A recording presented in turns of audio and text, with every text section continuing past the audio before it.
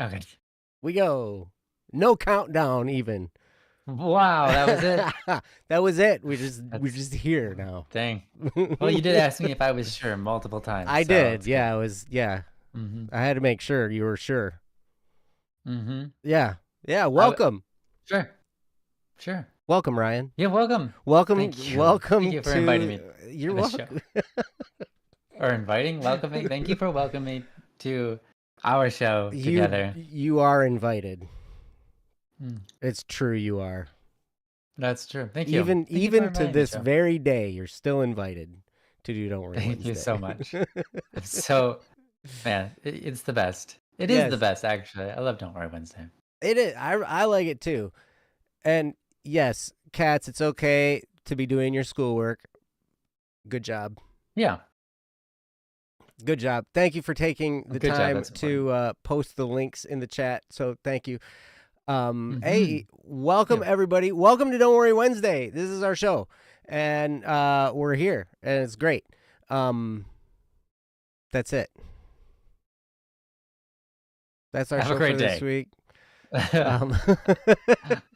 Wow, we don't even need to make a disclaimer on that one. It was so smooth and flawless. No mistakes. Yeah, it's perfect. Hey, cats, you know what? Feel free. Don't go easy on me. Hmm. Welcome, Kawhi. Welcome, August. Welcome, Say Clan Media. You guys are awesome. Welcome to Don't Worry Wednesday, the show we do on Wednesdays. That's all about you guys, your topics. If you have something you would like us to discuss, you can go to our website, don'tworrywednesday.com. It's up there in the chat. You can click the link that Kat's so kindly put in the chat for us. Or you can just put it in the chat. We are a little bit low on topics, but we do have one we can do, and we can just like start talking about stuff. That'd be great. So, intersetting. Apparently, that's a Hey, new word that means the same intersetting. thing as interesting. Wait, Intersetting. what? Hold on. Hold on. Interesting. No, What we're does gonna do that this. even We're gonna do mean? this thing again. Didn't we do this? Yes. Yes. When we were like, And what? English is so weird. Like, yeah.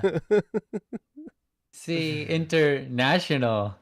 That makes sense. I like intersetting. Yeah. It's like multiple settings, like play settings in a thing. Oh, Um, interesting. Yeah. or like setting like I'm in this nice calm setting or I'm in this really Mm-hmm. like crazy setting, Mm-hmm. right? But if you're in multiple Yeah. settings at once, you're like in a multiverse. And yeah, Multi-setting. Yeah. it's great. So yeah, well, if you have a topic you'd like us to discuss, go to don'tworrywednesday.com, click the submit a topic button, and feel free to fill out that form, and we would be happy to do your topic. Yeah, and we might just be asking you guys in the chat for some topics too. Yep. But yeah, we are not professional therapists, psychologists, psychiatrists, attorneys, or anything like that. We're not professional advice givers. Even we're just two guys that were musicians, right? Um, but we want to give back to you guys because you guys have given us so much, and it's we just love you guys, and so we want to help in any way we possibly can, because sometimes it helps to have, it helps to just write out something that you're going through, to just get it off your chest. It can help to do that. It can help to hear other people talk about it because, like sometimes their perspective wakens you up to something that you maybe haven't thought of. We are fully convinced that you're probably smart enough to figure out, any issue you might be going through on your own. But sometimes it just helps to, like I said, get it out there, hear another point of view, because we can be blinded by, our own rage. We can be blinded by a detail that, is in there, and we miss the big picture. There's all kinds of reasons why it might be nice to do it. Uh-oh, Ryan, you have a request.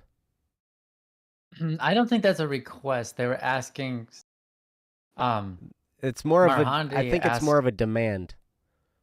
Well, here's the thing. Marhandi said, has static been yodeled yet? So it's something that's supposed to be done to me. Oh, well, yodel Yeah. yourself then. Oh, I guess I could do that. Okay, that's That was that's something. how you professionally yellow. Man, oh Yodel. man. Yellow. Hey, I'm impressed. Welcome, We- Yozua. It's been a long time. I haven't seen you. Yeah.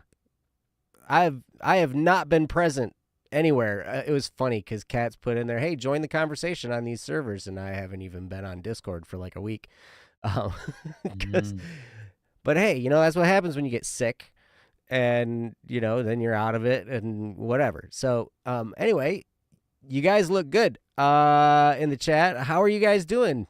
You guys, like I said, you guys look awesome. How you doing, Ryan? Great, thank you. How are you doing? Fabulous. I mean, Awesome. just look at me. Fabulous. You can tell, Yeah. right? Mm-hmm. What? Katz is You have a giving out meeting tomorrow. yah points. Yeah, Yosa, I know you've missed Don't Worry Wednesday a lot. We've missed you. Yeah. We've missed you. We do have some Yeah. topics from you that Yeah. are from like November and December of last year. I'm not sure if you want us to talk about them or not. We'd be happy to. And wow, August, you're healthy with wet hair and clean skin. You know, they say that wet hair makes you unhealthy. Does it? Yeah, everyone's always like, "Oh my gosh, you're gonna catch the flu if you're wet and you go outside." The flu is a virus. It's not something from being Dude, cold. dude, preach it. I don't understand. If you've ever watched anime, and seen anyone get wet ever, they're like rushing to the soonest possible indoor setting with which they can take a full bath and then dry themselves off and put on not wet clothes because they're so afraid of the flu. And I don't get it. I asked someone I from Japan. I guess said, "Is that normal? Do you guys actually do that? Do you guys think that if you stay wet, you're gonna get the flu?" And apparently, it's a normal thing over there. Well, I can maybe something about being cold adds stress to your body, so your immune system gets weakened because it's stressing your body, and so maybe you're more vulnerable to bacteria or viruses or something. Maybe. Maybe. I don't know.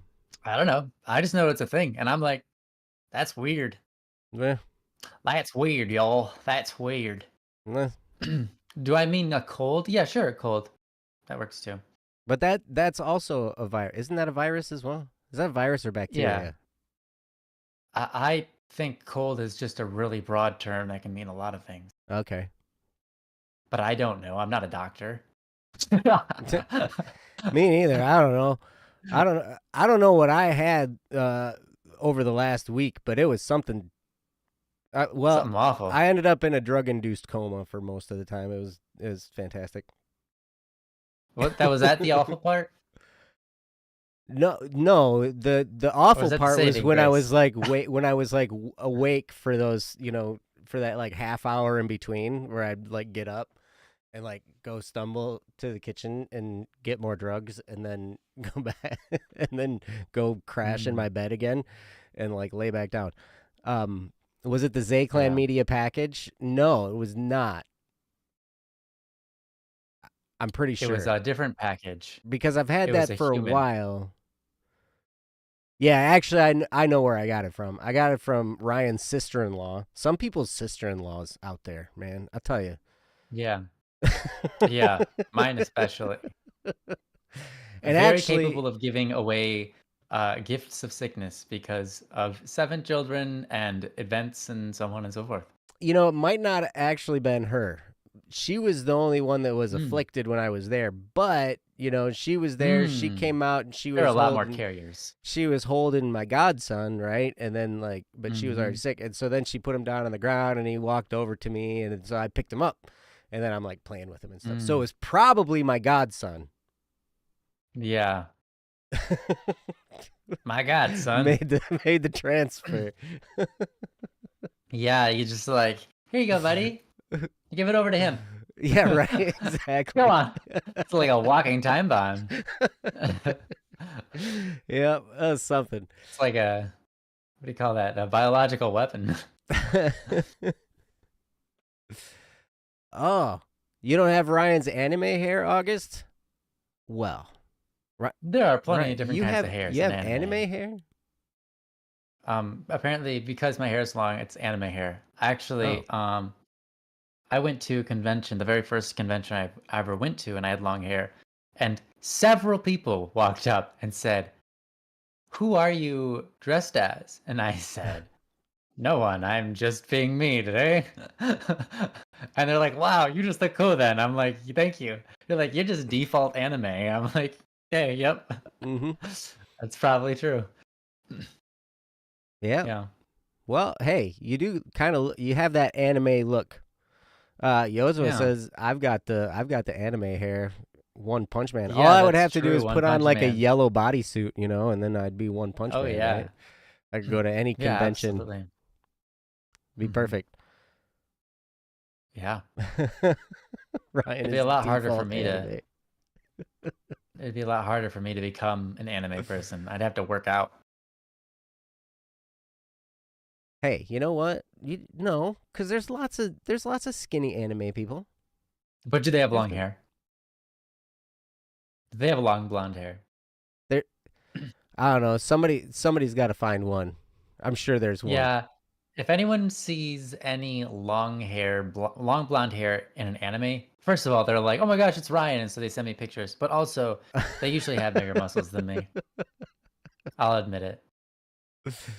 Oh, Yeah. that's all right. Wait, I'm Walter White without the beard. Then the Hitman. You know what? Honestly, it is intimidating. I learned that when I was doing property inspections because you'd run into all kinds of people giving you all kinds of they just give you all kinds of grief showing up at their house, taking pictures against their will and stuff. It's like they should expect me to show up and stick my phone out my window and take pictures of their house, right? Like, Hmm. Yeah, it's their fault for not paying their loans because they don't have enough money because they didn't make the right choices in life. it's not their fault. It is not their fault. That's Most of the sarcasm. time. That's sarcasm. Yeah. People find themselves Yeah. in tricky financial positions, and Oh, they get absolutely. man, it's a stressful time for everybody. But anyway, so I'd Hmm. show up, and like when I had hair, I just had like a normal haircut, a regular hair, and I'd show up, and like they'd come out and give me all kinds of grief. But then like when I started shaving my head, it was like night and day difference. Like people left me alone. People were a lot more respectful. People, it was crazy. Like there was just this Mm. intimidation factor. It was kind of cool, and so I was like, I'm Yeah. gonna stick with it because then I'll be intimidating, and I can be Hmm. when I put my angry face on, like then, whoa, look out, and Hmm. I, yeah, be good. Hmm. But anyway, all right. Well, welcome you guys. You guys are awesome. Let's jump into a topic. What do you say, Ryan? I think that's a great idea. That'd be a great way to start this show. Great way to start the show. We started it 17 minutes ago. Yeah, but like if you the start it's like a long show, you know? And so the start is a little long too.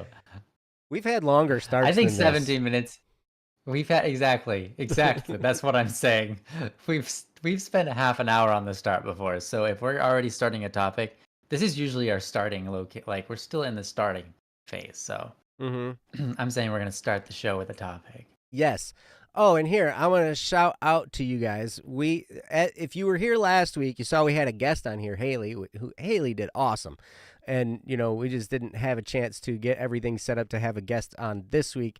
But we are set up to do that now, and we'd like to do more of that, of having another person on with us or whatever. And now that we're set up with another screen and everything, so we can have that person on here, it's great.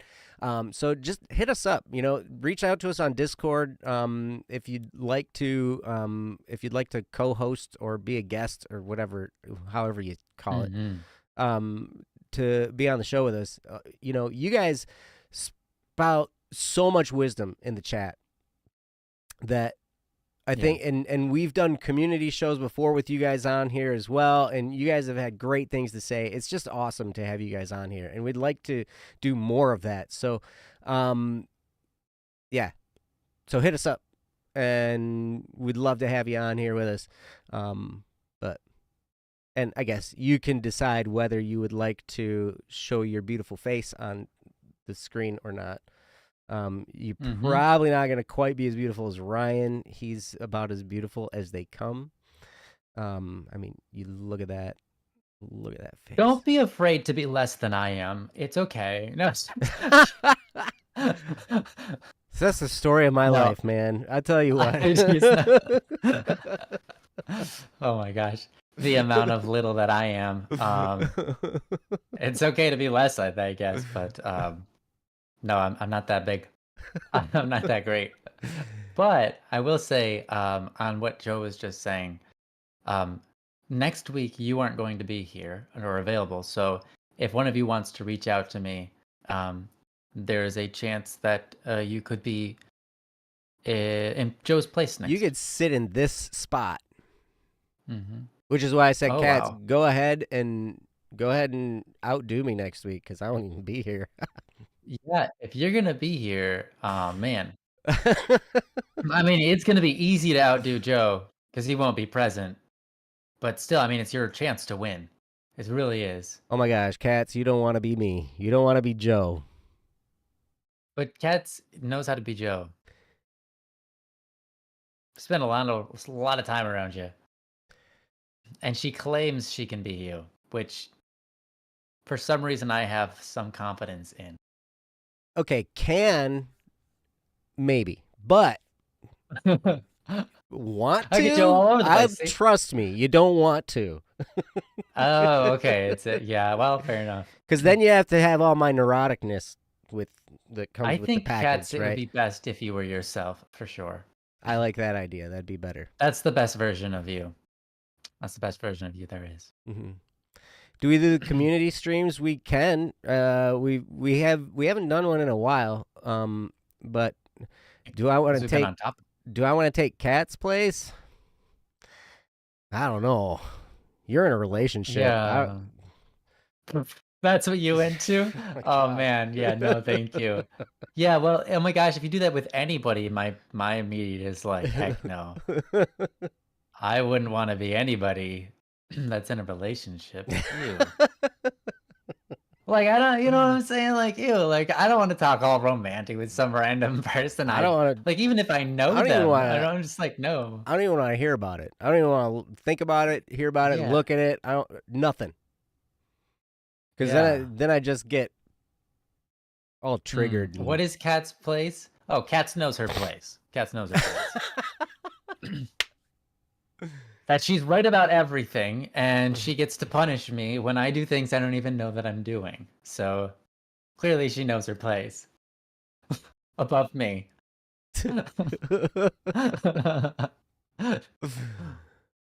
Oh, man. All right, well, let's do a topic. Let's get off this subject. Yeah. See, now we're no longer starting. I'm sorry. Now I'm angry. You see, I showed up to the show and I was fine, and now I'm ticked off. All right. So all it takes. Sorry about that, Joe. Yodzua. We did say we'd start a topic 8 minutes ago. I know, but now we're gonna actually do it for real. Hey, Mianglios. I know you could have said worse. Clearly. Everyone could say worse. We're all good here. Hey, you know what? If you were me, you would have got to sit down with a principal today. at a school. Have a meeting. Hey. That Mm. sounds like a blast. Mm. Mm-hmm. He's a nice guy. Good. Good. But all right. So Yozua, are you? Okay. I got that bald riz. Yes. Okay. So we got 3 topics that we could do from you. We've got one that's called loneliness and missing someone. We've got one called mashed potatoes that I think is just mashed potatoes. And then we have one about the loss of your grandfather. So do you have a preference on which one we should do? Cat says potato. Okay, Katz, this isn't your topic, But I didn't. we'd be more than happy to take the topic for you in Yozo's place. Yozo doesn't mind. All right. See, well, all right. Well, Cat said potato. We're gonna do potatoes. We got 1 vote for potatoes, so actually, okay. Anybody else want to vote? We've got loneliness and missing someone. We've got mashed potatoes, and we've got loss of a grandfather.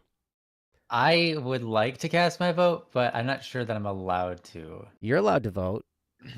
I would vote for either of the 2 that are not mashed potato. Because I have very little to say about mashed potatoes. Here's the thing: I love food and I love talking about food. I can be good at talking about food, but yeah. We can totally do mashed potatoes though if you want. I have one thing to say about mashed potatoes: that they're amazing Okay. and I love them. They are good. They are good. Mm-hmm.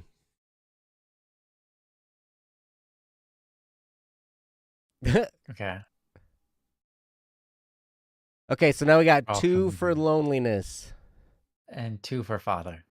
No, well, one it's for one vote for grandfather. Yeah. Grandfather.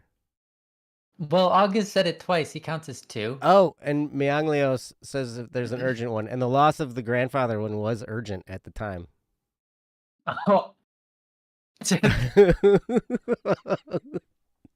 Technicalities, but yeah, sure. So now we're tied. Mm-hmm. Yep. Perfect. If someone says potatoes, then we've got a 3-way tie. Well, you know what? You know what? We could do both. Joe, you're the host of the show. You're the host of the show. All right, we're going to start at the top. The top one is loneliness and missing someone. Okay, let's do that. So we're going to start with that one, and then we'll go to the next one if you're still here, Yozua. So, all right. And I will put this topic up on the screen so you guys can read it while I read it aloud. Oh, wait. Hold on. I forgot. Don't forget. Don't forget. All right. Now, here it comes. Ready? Boom. Yeah, let's do it. All right. So here's the topic. This is called Loneliness and Missing Someone, and it comes from Yosua. And it reads as follows. How do I deal with loneliness? So last month, I met a very close online friend, IRL, for the first time for 2 days, and it was great. We grew very, very, very close, but now even though we call daily, I miss them so much, and they miss me a lot. How do I deal with the loneliness and missing them? And that's from Yozua. So, Yozua, thank you for the topic. And, oh, you're seeing them again next month. Hey, cool. That's lovely. Wonderful. That's great. How about that? So how do you deal with loneliness? You know, that's an interesting thing. I've definitely dealt with a fair amount of that throughout my lifetime. And I guess the more you deal with it, the more desensitized, or maybe the stronger you get in it. Maybe it's kind of like a muscle, you know, you just are able to handle it more in my case, where you start to, I don't know, like I would spend time meditating, or at first, you know, if I'm feeling lonely or alone or whatever, and I guess maybe because I'm an introvert, I kind of prefer being alone. Maybe. I don't know, but I have definitely gone through periods of time where I miss people. I certainly miss my kids. I miss my close friends. And there are times when it's just like there's nothing I can do about it. And so I don't know. You can try and distract yourself. I've distracted myself with, like Netflix or playing video games or, whatever. And because sometimes you just need to pass some time in order to feel better. A lot of times feelings are temporary, right? Emotions are temporary. They come in, they kind of come and go like the Mhm. weather. And so if you're feeling a certain way, sometimes all that needs to happen is some time needs to pass and it will change, right? So you can distract yourself. You can eat comfort food. I like salty snacks. I like squeezed cheese. I like salty snacks with squeezed cheese. We do know this. This is so true that we all know it to be true. Yes. Um, but another thing you can do is because sometimes, I mean, none of that, I have gotten to the point where that even doesn't feel good anymore. And so then sometimes you might need to go outside. You might need to take a walk in nature. You might need to, go change your surroundings a little bit. Sometimes maybe it's even going to the store so you're at least around other people, so you're getting kind of energy from other people around you. Those are some things you can do too. But just remember, anytime you have some kind of an emotion, and this is the thing, whether it's like a happy, good emotion or it's a sad, painful emotion, it's temporary. It will pass, Mhm. right? And I know Yep. that's sad when you're having a happy emotion and you're excited or whatever, and then you don't want that to pass. But it's good that it does, because then if you were just excited all the time, then being excited wouldn't be all that special, right? Mhm. It wouldn't feel as good anymore, True. because it's the temporary nature of these things is part of what makes them so important. So, what I'm going to do is I'm going to get out of Ryan's way. I'm going to hear what he has to say. I can't imagine Ryan's ever dealt with the feeling of loneliness. He's just got so many friends that are always like knocking down his door, and he's Yeah, just. that's wow. I mean, that's just Fair how enough. Ryan is. He's like, hey, it might be different. Like fans might be a little different than friends sometimes, but I've gotten to Oh, be sure. friends with a lot of fans, over the years, I and rarely use the word fans personally. I don't really like when I look at people, especially people who like reach out to me. I never really consider them fans. I never treat them or say the word fan or anything like that. I always just aim straight for friendship or at least something more humane like acquaintance. Um, not that being a fan is not human, but I feel like if your title for them is based on yourself, mm-hmm. it's like, what are they? They are someone who follows me. Uh, Like, I get it. Well, that You might do be you need somebody. do need a word for that. A fan But might be somebody that you don't have any contact with, but they yeah, listen to your stuff or they watch your stuff, but right. they haven't ever spoken to you or contacted Mhm. you or anything like that. So you Yeah, don't yeah, you don't sure. know them at all, but Mhm. they're into what you're doing or whatever. Yeah, Um, yeah. And of course there has to be a term for that, and it's good. I just like I just wanna make sure that I treat people like human beings and know that they're important and stuff, so mhm. but yeah, You are a friend, on the note Yozua. of loneliness, yeah. Hmm. Yeah, of course. You're a friend, Yozua. I would never call you fan. I And don't so are even you, know how Tomato. often. Yeah, Tomato, you're also a friend even if you're a You're nemesis. a friendly Even if nemesis. you're the opposite of static by being dynamic Q. You can be a friend. You can be a frenemy. A frenemy. I've had some of Mhm. those before. Apparently. Yeah. Tell you what. All right, take it, Ryan. You're on. All right, I'll do my best. Yeah, you do your Um best. Yosua, the first thing I want to do here is ask you, since you posted this topic many months ago, And so sorry that we're now just getting around to it. Um, how did how did it go for you? Because you talked about, dealing with this loneliness and how do you do with it. Um, what did you do? Just out of curiosity, do you feel like you solved it at all? Do you feel like you made any headway yourself? Anything you want to share in that matter? Or was it really just time and space, distance, just the natural passing of time sort of allows your emotions to be calmed and eventually not feel so intense. Um, oh, okay. Okay. Oh, sweet. You're dating now, but time helped. Yeah. Okay. Sure. Sure. I'm sure that, especially now that you're dating, the feeling doesn't necessarily fully go away. There's going to be that longing, which is natural, so that's good. Um, okay, yeah. So good answer. All right. So that means I don't have to talk about time passing because you already dealt with that. But let's dive in deeper if we can. Said, how do you deal with loneliness? You know, there are a couple things I have to acknowledge whenever I might feel something like loneliness or whatever. I recognize first, I'm like, okay, it's a feeling, and it's a feeling that doesn't have to exist, but it does. So why, like, I ask myself, why am I feeling this way? And I try not to stop at the first answer of like, well, because I want this person and they're gone. I was having so much fun and they're gone, so now I have loneliness. It's like, well, okay, sure, but let's dig deeper. What is loneliness and why do I feel it? Because that's important. There's many different types of loneliness. There's many different reasons for loneliness.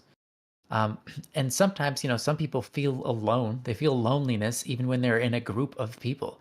They might be surrounded by people who love them and they still feel lonely, right? So loneliness has many different places it can derive from. And figuring that out is important. But I think one of the key components of loneliness is a desire for something, right? Mhm. It's a desire. Loneliness I think in every sense, every version of itself is a desire. It's a desire for something. And so when you come to the recognition of like, okay, so the reason I'm feeling lonely is because I want something. Now, of course, that's obvious, like an implicit in the idea of like, okay, well, I want to be around people or I want that connection or something like that. But it's important to know that it's a desire because we can also halt our desires. We can choose, maybe not easily, but to some degree, we have an effect over our desires. You know, um, for example, someone might really desire candy a lot, but it doesn't mean they're going to desire candy for their whole life. And they might eventually grow out of wanting candy altogether. It's important to recognize that we can choose the thoughts that we have to some degree, right? We don't have full control over our thoughts. But when we are thinking, we can think, well, I don't really want to think about that right now. And is that healthy? Sometimes it is, sometimes it isn't. Um, Sometimes it's important. Sometimes it's important to have those thoughts and really like it doesn't feel good to have these thoughts right now, but I should really dig into this. So my point here is when you're feeling lonely, it's not always just one way out. It could depend on your version of loneliness and it could be something about altering your relationship with this person. It could be uh, satisfying a need. It could be changing the desire altogether to not desire it, right? So there's all sorts of different ways out. But what's important is what's the best way out, right? Because sometimes there is a best way. Sometimes there's certainly a bad way out. Um, there are many examples I could think of that one could temporarily satiate their loneliness by doing certain activities with others that aren't healthy and create toxic relationships or take advantage of people. Mhm. And it might calm your loneliness for a while, but it will come back and it will haunt you, and it's not really, even if it goes away altogether because of these activities, they're not good for you, right? So I think it's important to figure out what's the best thing to do here. And you said now that you guys are dating, I think that's super cool. That's awesome. Way to go. Way to go. Seriously, that's not easy. Um, certainly isn't easy to keep a relationship, and it certainly isn't easy to make one. Um, and it isn't easy uh to like make that first step that enters into the relationship. I mean, we've had, I mean, throughout the history of Don't Worry Wednesday, who knows how many topics of like, hey, I like this girl. How do I approach this? You know, and yeah, it's hard. So I just want to say that's awesome, Yozo. I think that's great. And it takes a lot of courage and respect and all of that. So way to go. Um, so here's some here's some thoughts that I'll leave you with before I give it back over to Joe. When I'm dealing with loneliness, which isn't very often, because mostly for myself, I've done away with the feeling altogether. Um, but not easily. Um, you know, part of it is I am a reserved person. I'm an introspective person, so I don't care too much to be around a lot of people. But I do like people. I'm a people person, but you know, I'm just not. I like being alone. I like being alone. And I think if you can, here's the thing: this isn't easy for everybody. It's easier for some people than it is for others. But if you can grow to like yourself enough to be alone with yourself, or if you can like learn to like being alone, even if you don't like yourself, um, a lot of that loneliness might go away. But it might not be the reason that you're lonely, right? Another thing you can do is, for me, just confronting loneliness, talking to myself about it for a while, and just recognizing whether I'm being selfish or if it's not a need that I need met, or if it's something like, well, I already have people, I should just talk to them, um, or or if it's something deeper, if there's a lack of intimacy in my life and I need that intimate experience with somebody, um, maybe I need to see that out, and maybe I need to go fetch that out. And by intimate, I don't mean physically intimate. I mean literally just this deep connection with somebody, right? And that's a beautiful thing to have. And so, um, if it's something like in your example, you meet someone, you have awesome time together, and then they're gone, and you're just dealing with this loneliness, aka this desire to have them present in your life. I think it's important to recognize that they're their own person, and it's not right for you to want them to satiate your own desires, Mm. Mm-hmm. right? It's not right to, I mean, this even applies, unfortunately, to romantic relationships. I've seen this many times. Um, it's not right to say, I want that person in my life because otherwise I feel lonely. I want that person in my life because that makes me happy. There's nothing inherently wrong with that other than you are objectifying the person to be a tool for yourself, Mm. for your own emotions, for your own happiness. Mm-hmm. And I think if we can if we can step away from that and more towards just, this is a person and I value them, and of course I want them in my life because they're valuable. Um, but I don't need them in my life to be happy. You get yourself into a position where, one, you're not using them for your happiness, which is a using relationship. And two, you free yourself from the emotional need, or sorry, the you free yourself from y- being controlled by something you can't control yourself.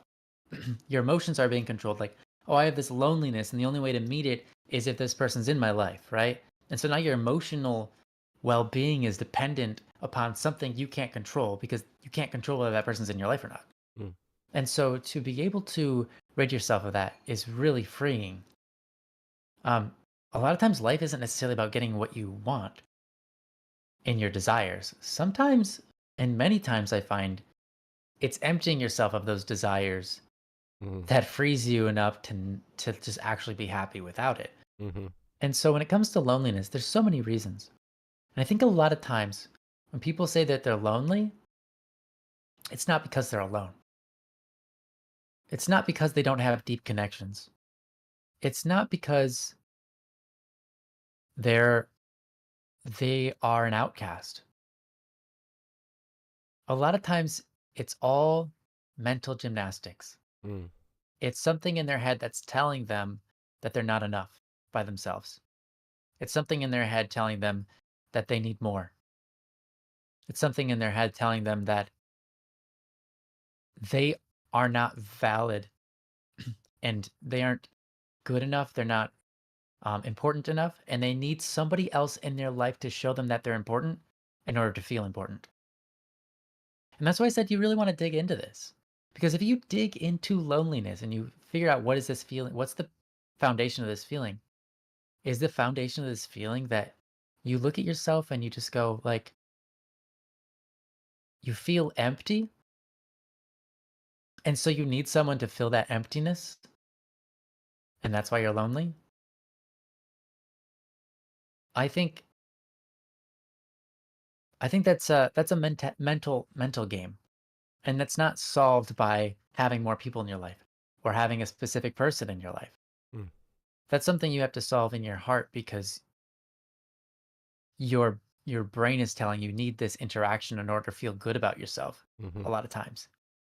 And you don't really want to stay that way for very long. So, if your loneliness is out of that experience, I would say it's awesome that you found someone who cares so much about you that you feel validated and special and important, and that's great and lovely.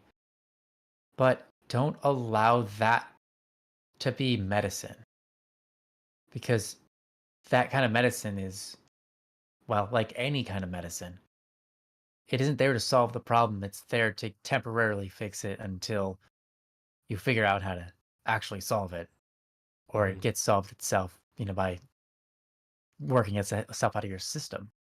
So, if that's not the case though, if this loneliness has a different origin and it's not that deep or negative, if you have this experience where you're not lonely um, just because like you feel that every day, even when you're with people, you just feel like if your loneliness isn't out of like this negative void of self, then it could be a healthy loneliness. Humans desire human interaction because humans, I mean, we're made for that.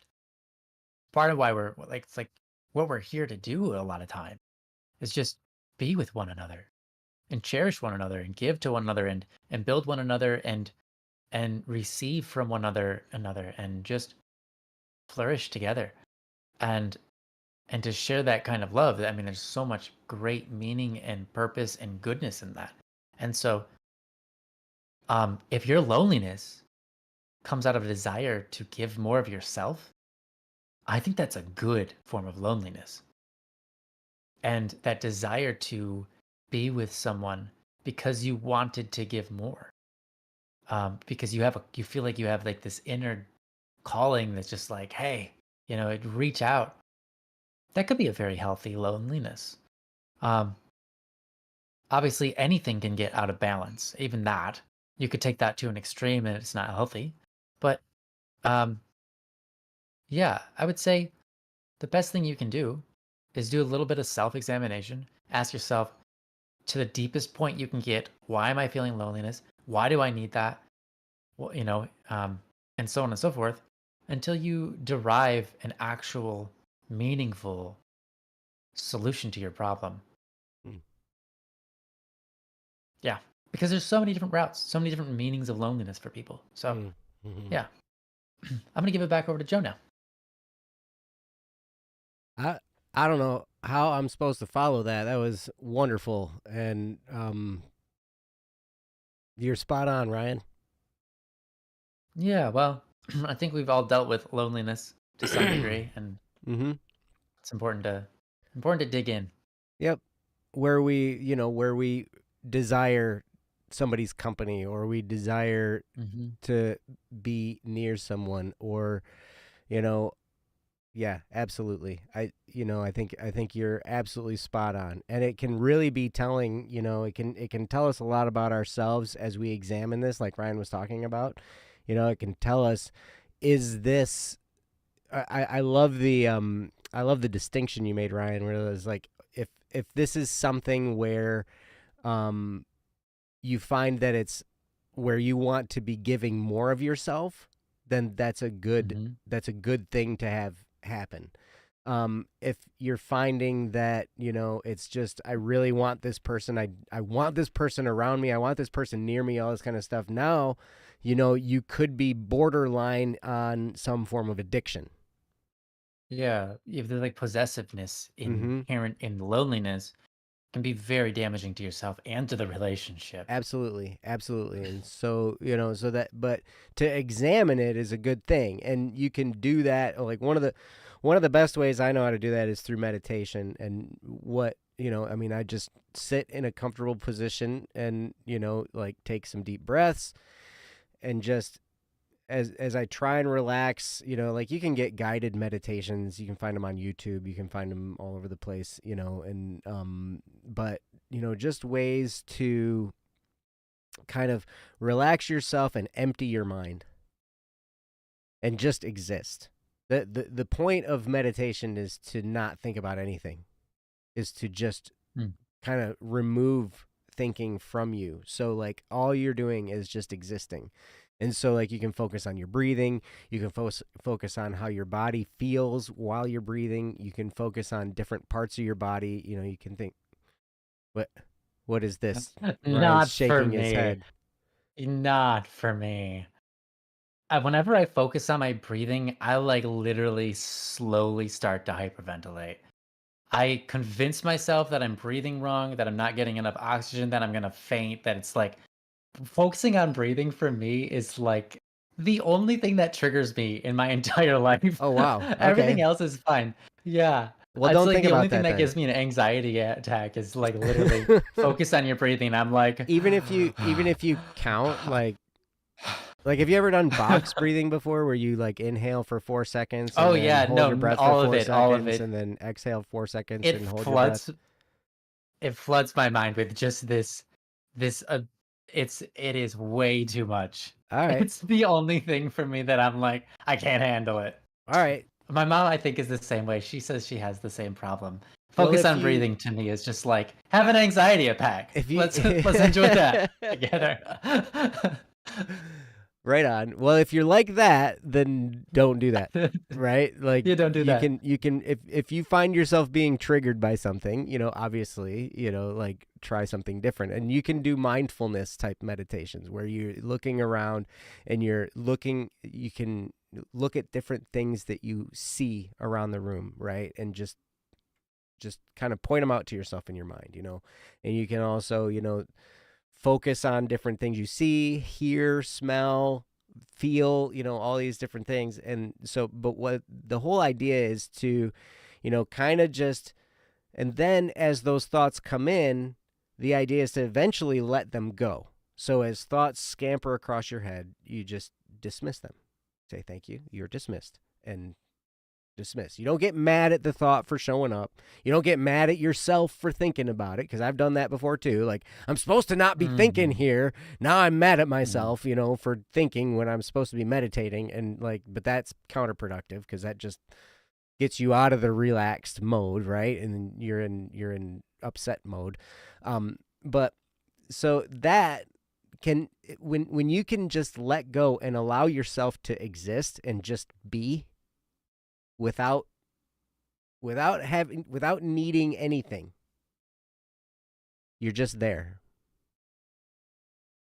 When you're in that state, spend some time there for a little while, and then, maybe just for a few minutes or whatever, and then you can come back, and what you'll see is a lot of times as you look at things, when you come to revisit, like if it's loneliness or whatever, you'll have a different perspective. You'll have a little bit of a different viewpoint. Another thing that can help a lot with loneliness is thinking in terms of gratitude. Now, this is pretty hard sometimes. This can be really difficult because sometimes it's like, yeah, I'm thankful for that person that treated me like garbage and I don't like them Mhm. anymore. I'm thankful that that happened. It's hard to be thankful for those experiences. It's hard to be thankful when you're hurting because somebody's gone. Sometimes it's hard to be thankful for the times that you did get to spend with them. But Yeah. if you can train yourself to do that, I struggle. Like I've tried, and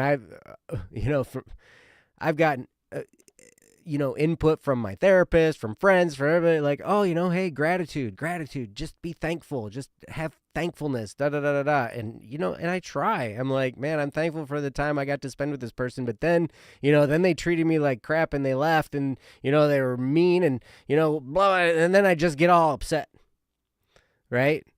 Or Mm. like, so it's hard. But if you can try and shift your brain to get back to that gratitude part, thankful for that time we spent, thankful for that time we had together, thankful for, hey, if there's a plan to do it again in the future, to look forward to that, to plan and think, what kinds of things can we do when we get together again, stuff like that.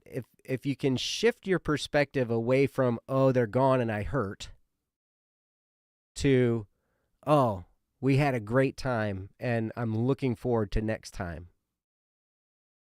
that can help a lot to just Yeah. reframe your feelings, your thoughts. And what happens is, the way we think determines a lot. It determines, how we feel a lot of times, because sometimes all it takes, we might be hurting, we might be sad, whatever, or might be angry, upset, whatever. And then, like, just a shift in thinking can change the whole deal. And all of a sudden, we're Mhm. not in that state anymore. Now, sometimes it takes more than just shifting the thinking, or it might take some kind of mental discipline to shift the thinking, because sometimes some things are so deeply ingrained in us that it takes some time and some effort to get out. I'm the same way when, with certain things, when I get triggered, they're like, I'll be in that state for days. Yeah. Yeah, certain things get me that way too, I get it. Mm-hmm. And it's just like, so for days I'll be upset, I won't be able to do anything, I'll be on a borderline of an anxiety attack, whatever, right? And like, these things, I just have to, like, figure out a way, and it's probably going to take time, right? Some of these things just take time, and you there are some things that need to work out, there's healing that needs to take place, and then things can get better. But yeah, I'm telling you what, loneliness isn't necessarily your enemy. It feels like it. Being alone is not our enemy either. Like, spending time by ourselves is not the enemy. A lot of times want Mhm. is the enemy. The very fact that we want. Why? Why do I want? Why do I want this person? Why do I want this interaction? Why do I want this? And sometimes it's just Mhm. the thing that the thing that I want is maybe the thing that I have an addiction or an obsession with. Yeah, it could be bad for you. Yeah, for sure.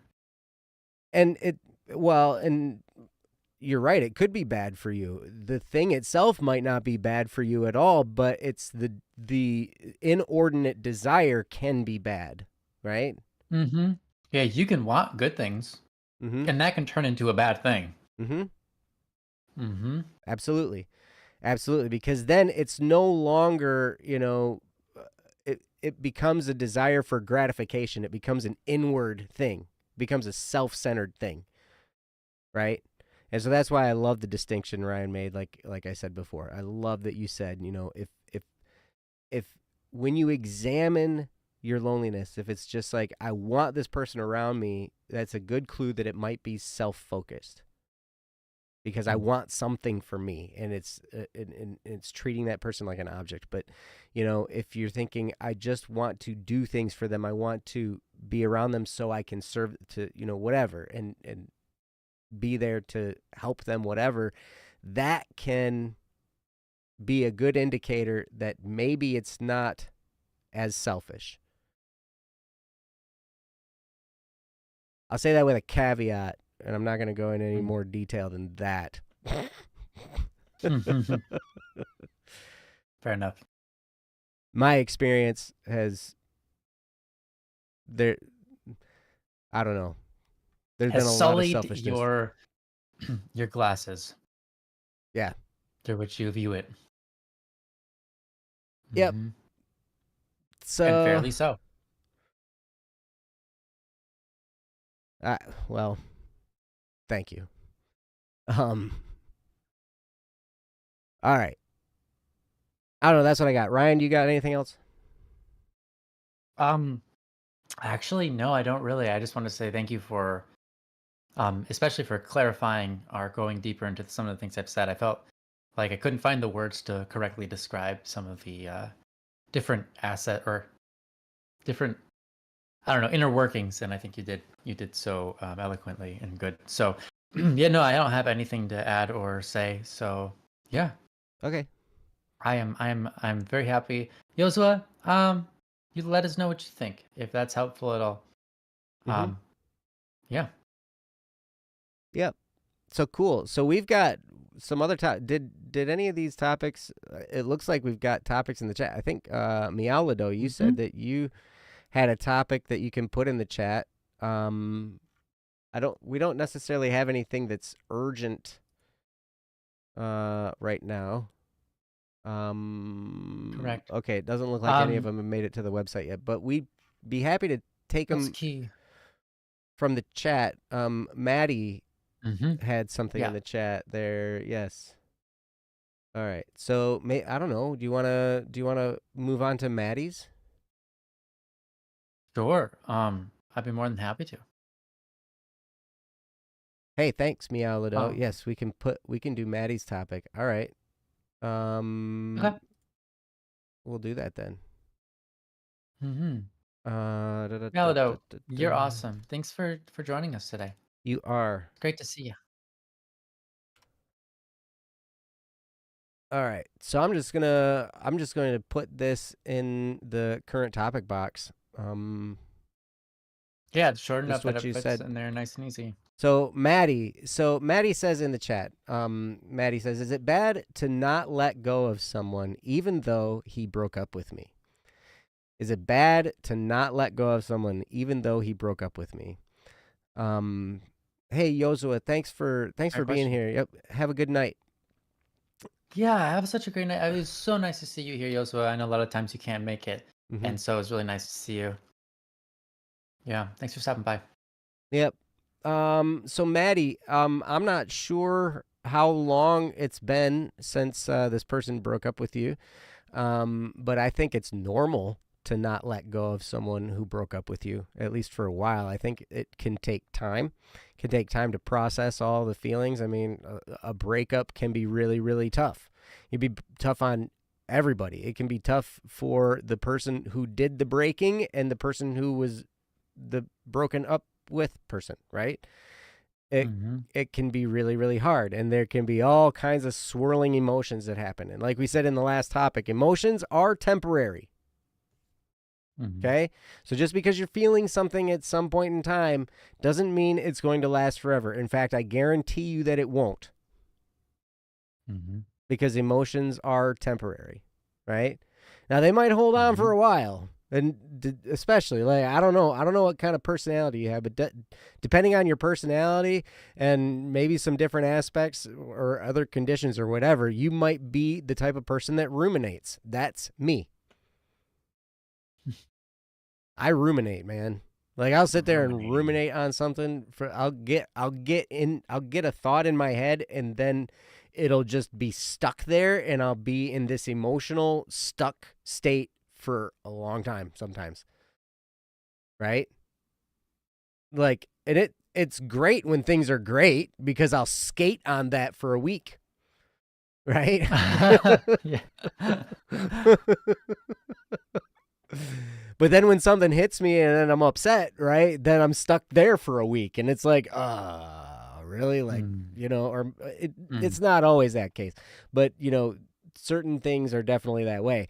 And breakups are, the very nature of a breakup is it's painful. It's painful for everybody. Maddie says, he said mm. that our relationship was toxic, but I don't believe it. Even though he doesn't text me that much, I still love him. I don't know why, but we had been dating for years. Okay. Hey, Thank you for the added background info. yep, thank you. Um, yeah, so there's an element of confusion.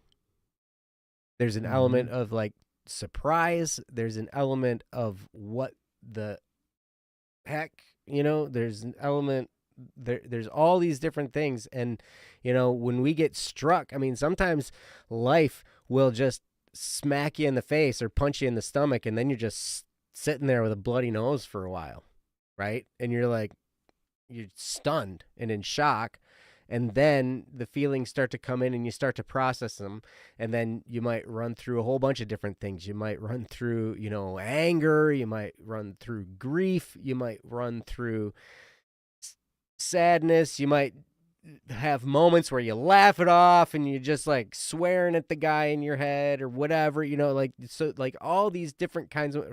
Now if you're Ryan, you would never swear at somebody. That's true. Not even Even in in your your head. head. Mm-hmm. That's true. That's true. I've never sworn at anybody out loud or in my head ever.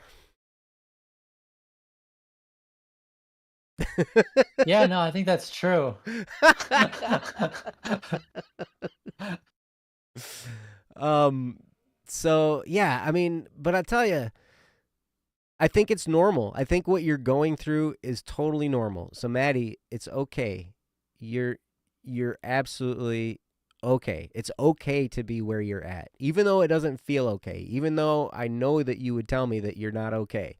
I'm going to use that cliche line, but it's very true that it's okay to not be okay sometimes. Because we all go through it. We all go through times where we're not okay. And that's okay. Yep. And so I have to tell you, Maddie, I'm really, really sorry.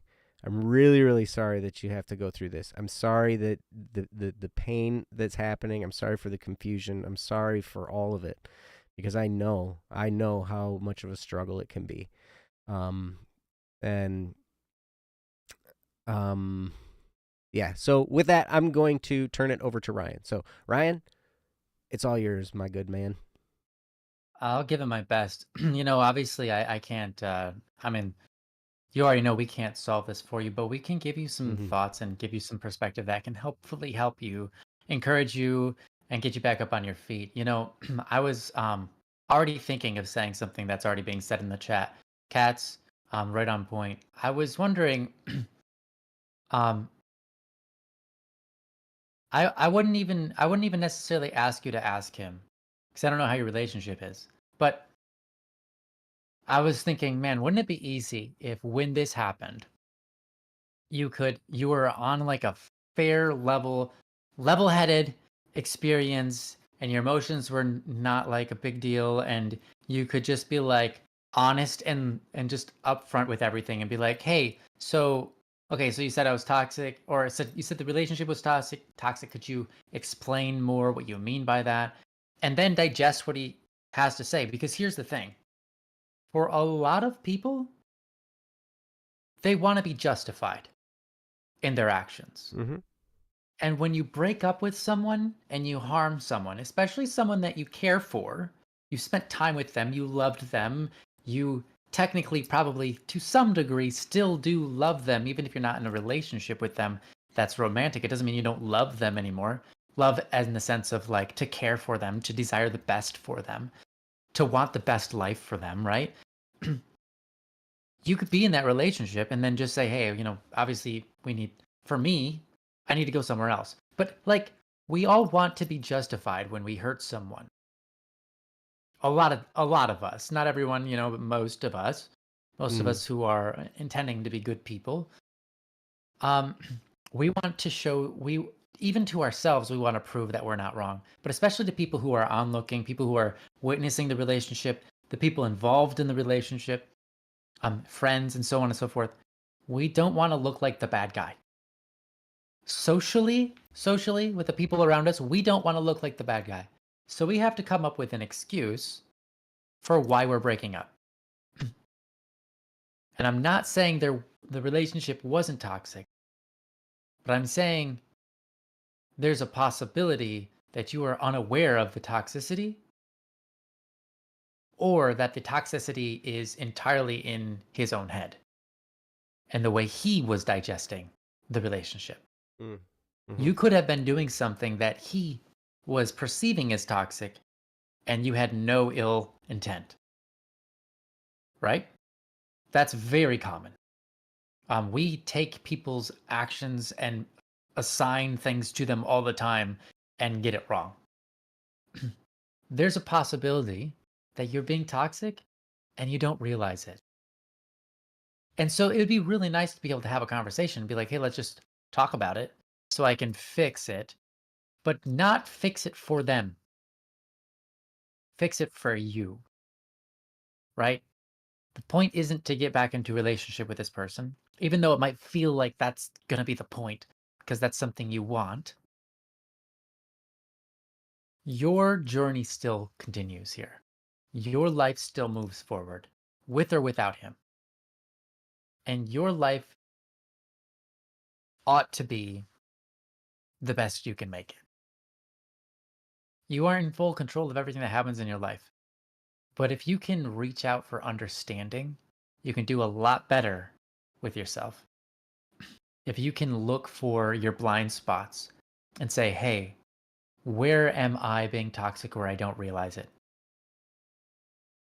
Or should I recognize that all the stuff that he might say to that is totally misinterpreted and false and just put onto you as blame because he wanted out of the relationship and had nothing to do really with you. Mm. Don't assume that it's your fault. That would be the wrong assumption. If you're going to assume anything, if someone breaks up with you, the best thing to assume it's their fault. They're the one that took the action to break up with you. So it's their fault you are no longer together. If you take out that onto yourself and say, "Oh, I must have done something. I must have at what point did I take the wrong turn? What point did I mess up?" What that will eat you alive. Mhm. And there's no point in that Mhm. because you can't fix the things you don't know and possibly aren't even real in the first place. You can't just take it all onto yourself and the responsibility to change when maybe you don't need to change at all and you're already just fine. Mhm.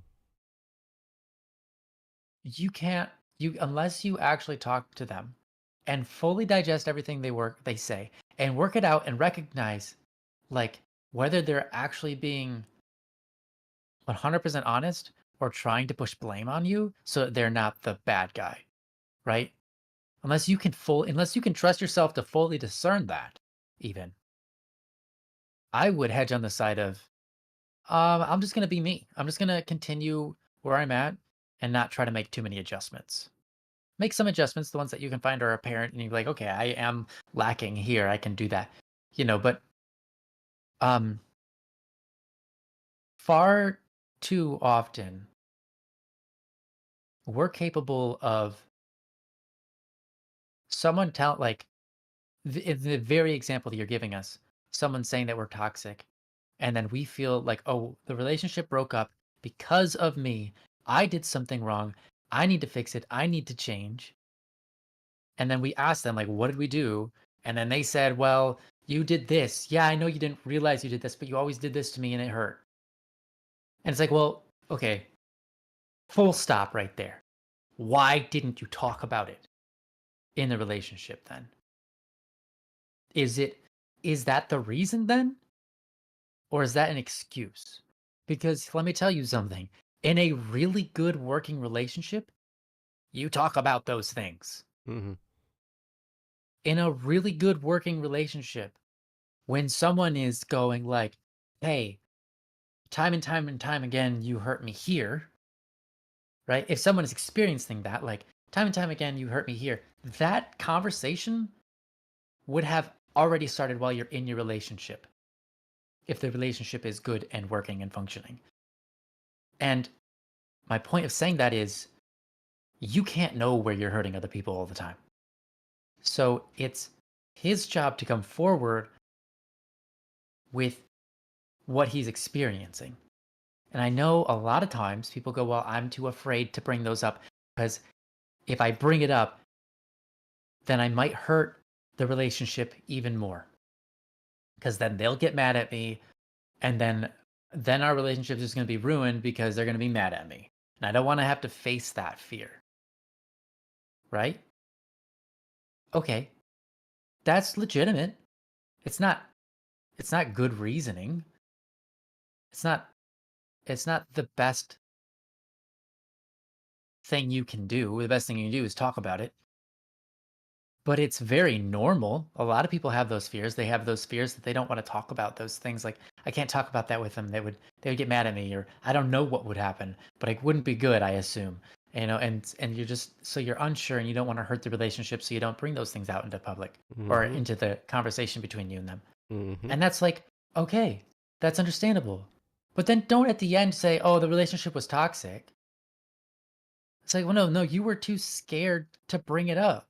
We would have worked it out if you hadn't just let it bottle up and bottle up and bottle up.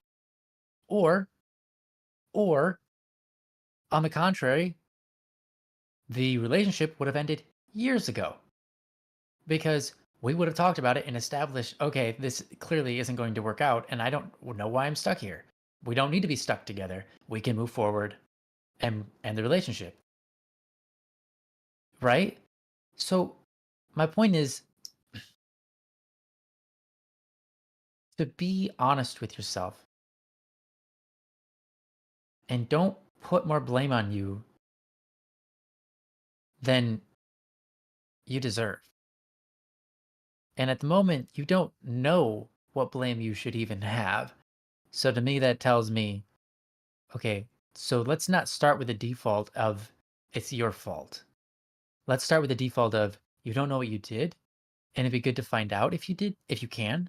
But if they're not willing to share, then you don't need to make any adjustments. Mm. Now, on to the question. On to the question. Is it bad to not let go of someone even though he broke up with you? Is it bad to not let go of him even though he broke up with you? It's like Joe said, it's very normal. Is it bad?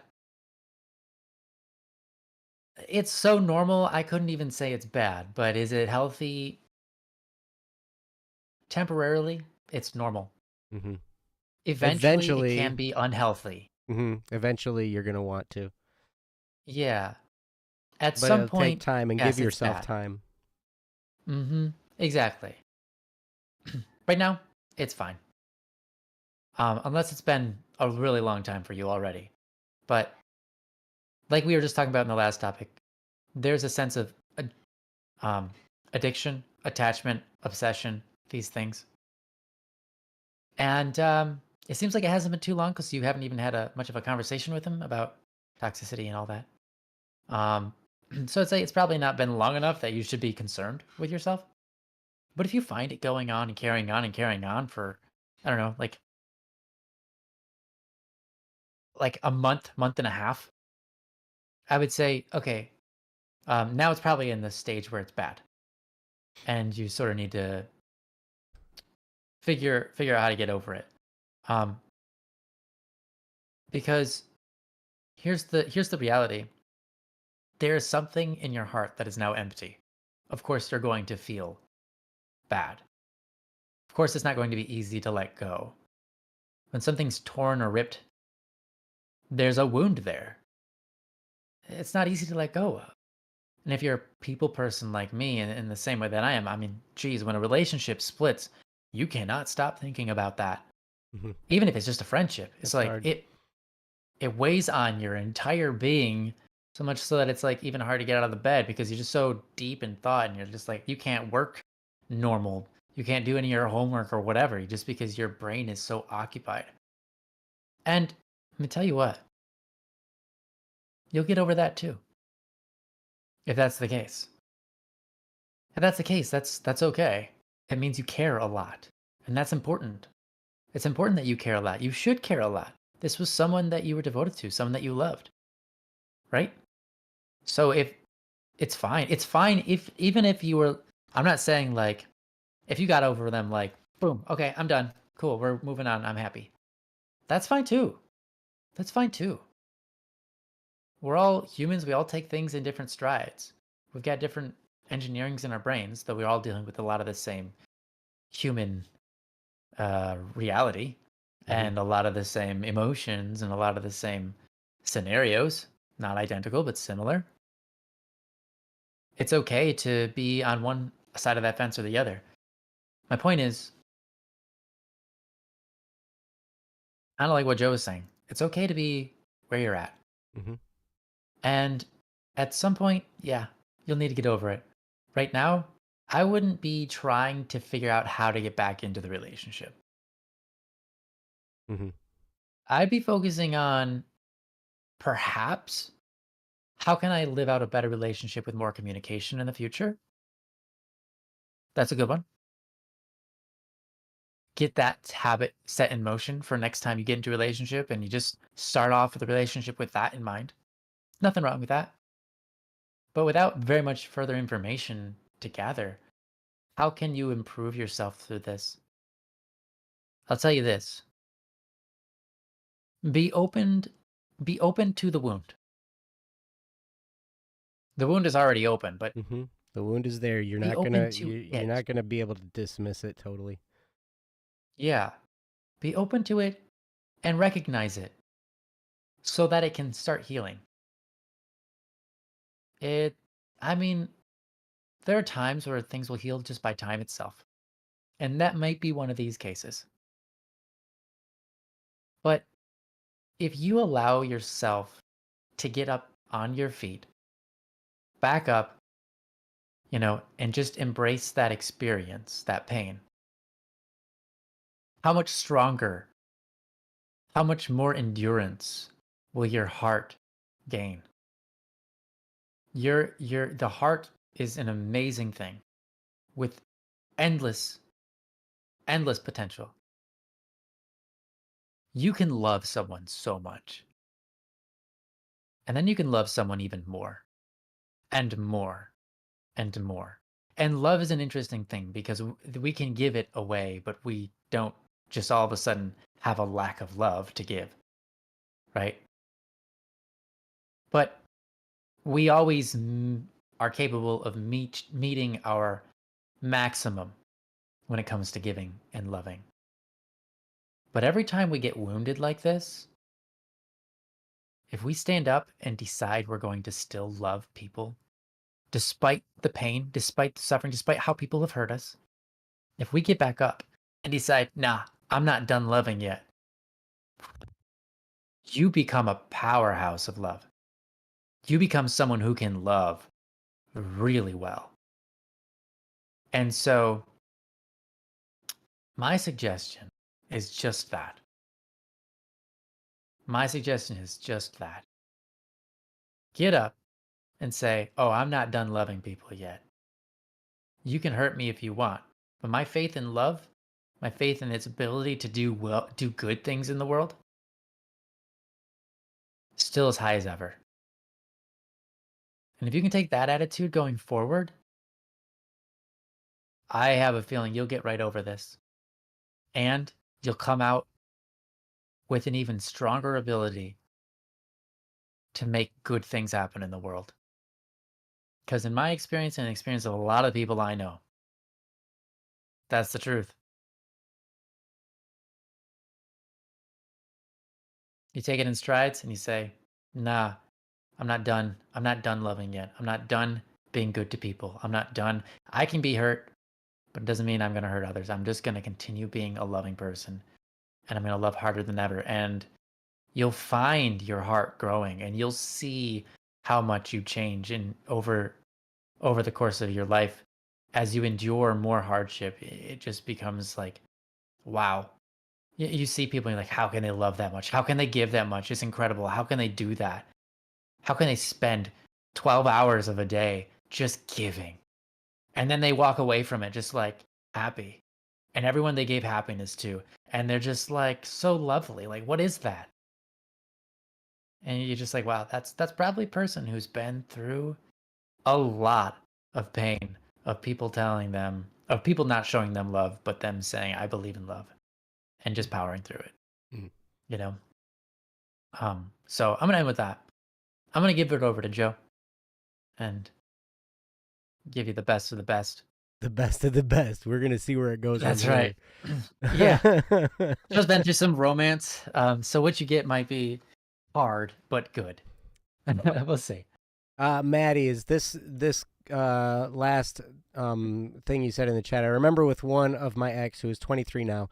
He wanted to do a call with me and my friend, and then he wanted to have some sex on call, but I didn't want to, so we broke up and we got back together and we broke up again. Was this ex or was this a different person? That's yeah. Because By the way, good on you. Yeah, yeah, that's great. I'm that proud of you. That's good. yep.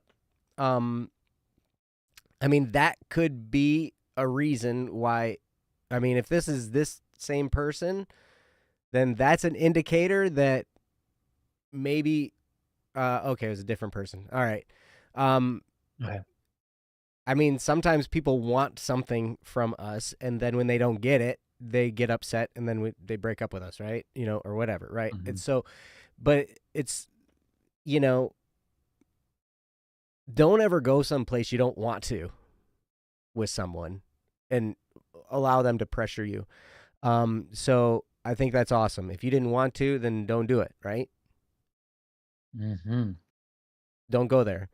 Okay, but this was a different person. So Maddie, I don't have a whole lot of answers for you. I can't tell you why this happened. There, you know, I'm not in the situation. I'd be as confused as you, you know, based on this. But I will tell you, and Maddie, I'm gonna preface what I say. I don't know what I'm necessarily all gonna say here. I've been through some relational stuff, and it's crazy. Like sometimes it can be really really hard. Yes, Mhm. Neon. Confusion in a relationship is a bad sign. Here's something, you know, Ryan was talking about some of these conversations that you have in a functioning relationship. Yes, it absolutely could mean some manipulation is going on. When you feel confused, when you feel like, you know, all of a sudden, like one of the things that I dealt with was there in one, actually, yeah, at least one of the relationships. I've had two long-term relationships, right? And so I'm going to preface this whole thing by saying, Maddie, I love you. And I'm also going to say, Cats, I love you too. And closure, in my opinion, is a big fat myth. I think it's like, you know, something we never get.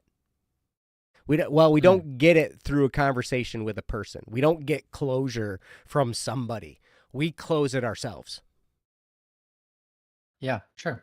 We give ourselves closure. We don't ever get closure from somebody, you know, or from a conversation we have with somebody. We close it. And it can take time. And it can take healing. You know, I'm telling you from experience, and I'm telling you from the experiences that I've seen friends of mine, close friends of mine, go through that were just as painful. Closure is something that you give yourself, and it's on your terms. It's never based on what another person does for you. Yeah, Oh, how they thank you. respond or whatever, because those Thank you, things are outside of your Maddie. control. You are the best. Um, Mhm. So, and what Neon Blue is saying is absolutely true, and what Ryan was talking about is absolutely true too. Some of these communications that need to happen when you're in a relationship, like an open, good communicating relationship, there's a place, and I had been recommended to go here by my therapist years ago, like early on, like when I was just starting to go through the whole situation, my divorce and everything like that. It's like, and my therapist would send me to the Gottman Institute, Gottman, Gottman. The Gottman Institute. They have studied romantic relationships and what makes a romantic relationship work and the type of conversations you need to have in a fully functioning romantic relationship, the types of things you need to ask each other and to at least know where the other person stands on, whether or not you're on the same page or whether or not you agree. You don't necessarily always have to agree on everything, but you need to know Right. where each other stand on certain stuff. Right? And the Gottman Institute is where my therapist would always send me. I still cannot, to this day, go to the Gottman Institute. I start watching one of their videos, and I get so upset. I get so mad because, oh, thank you. Gottman.com. Thank you, Mialado. Thank you, Mialado. So, I don't know. Like, I'll tell you this, I'm still healing from, the past, the most recent relationship, but that lasted 20 years. So 20 years of that, and like it's going to take some time to heal, right? Oh yeah. No doubt. The one before that I was in a relationship for 3 years. Now I'm 29 years old. So like my first relationship started when I was 6. No, it started when you were 29, Joe. Oh yeah, that's right. I was always 29. 29. That's right. I'm perpetually 29. So thanks. It lasted Ryan. 3 years, so I started when I was 29 and ended when I was 29. And that's what you mean to say. Exactly right. So like, I remember, in both situations, music has been a huge part of the process of healing for me. If you have some kind of an artistic outlet, that can be very, very therapeutic for you. It can be very therapeutic, and help and get through a lot of this stuff. Now, it's going to hurt. And I can remember in both situations, right? Like, it's hard. You spend time, and sometimes you cry, and you don't even know why. You just know that you hurt, and so you cry, and like a whole day is spent just like in and out of delirious, cry mode, right? And it can be really, really hard because a relationship that comes apart like that, man, it can totally throw you for a loop. Now, some people will say, well, you just got to go get back in the saddle. I'm like, shut up. No, that's not what you need. That's what's called a rebound. Rebound is not necessarily healthy. Right? And I don't know, like there's all kinds of advice that I've gotten from people that has turned out, some of it's good, some of it's bad. I will tell you this. Be gracious with yourself. Be patient with yourself. Learn to be kind to yourself. I struggle a lot with self-compassion. And being kind to myself, I struggle a lot with that. And it definitely makes the healing process take longer. But I've learned through a few different places that being a friend to myself is really important when I'm going through this. To learn how to love myself is important. And I'm still learning that. You know, there are different types of things that happen. Oh, Maddie, I kind of have a song on mind, but I'm hiding my tears and sadness when I'm around my mom and dad. Yep, that's okay. Um, and I understand. Like when you're emotional around other people, sometimes sometimes depending on the friend or family member or whatever, some of them are like, get over it, blah blah blah, whatever, just toughen up and learn to stand on your own 2 feet and blah blah blah blah blah, and that's not helpful at all. And then the other thing is, sometimes you get this overly compassionate. Oh, honey, like what's wrong? Da da da da da. And like I don't. That didn't feel good either. It's almost like like I just want to be acknowledged that I'm here, maybe, but not.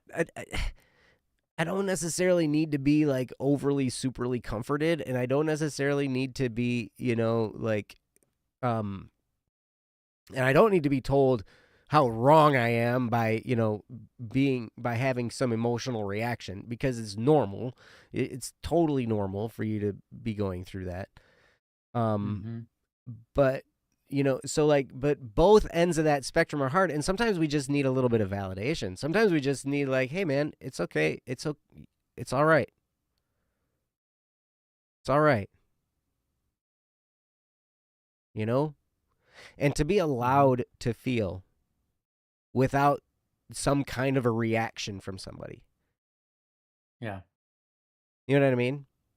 And so that's why, like, the first time when I broke up with my first girlfriend, I would lock myself in a practice room for hours and hours and hours and hours and hours, and I would shut out the room and I would just play. I would play whatever was the instrument that I had on hand. It would be either drums or guitar, or some kind of percussion instrument. I was, I did a lot of percussion. So you could bang on something. What's that? So you could bang on something. No, I'm kidding. Well, part of that, but it's more of just really. it's the expression. Yeah. It's the pouring. Oh yeah, for of sure. Your heart out into an instrument, right? Like I had to do that, and then times when I had to like put on some kind of music and just dance because nobody was watching. I can't dance apparently, like so when nobody's watching, like that's the perfect time for me to dance, right? They say dance like nobody's watching. I say dance because nobody's watching. Yeah, fair. Percussion monkey. Yes, absolutely. Tambourine monkey. Let me tell you, I learned how to play tambourine. I know how, man, I can play the living daylights out of a tambourine. Orchestrally. I bet you can. Thumb rolls and finger rolls and all this stuff. Like you gotta learn all. There's whole technique. There's a whole system of techniquery for the tambourine. It's crazy. But anyway, Maddie, I'm sorry. I'm sorry. I'm sorry this hurts. I know how much it must hurt. I know situations like this have a tendency to shatter our lives. And it hurts. It hurts. And then we're left there to try and pick up the pieces, and then sometimes we got to force ourselves to do all kinds of stuff.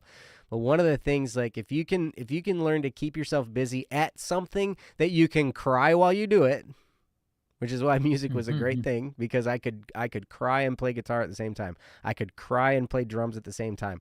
I could cry and do all that stuff, right? But there's something about pouring yourself out into something that's therapeutic and that can help with the healing process. I don't know how long this is going to take. I think after my relationship of 3 years, it took me close to a year. before I was finally somewhat normal again.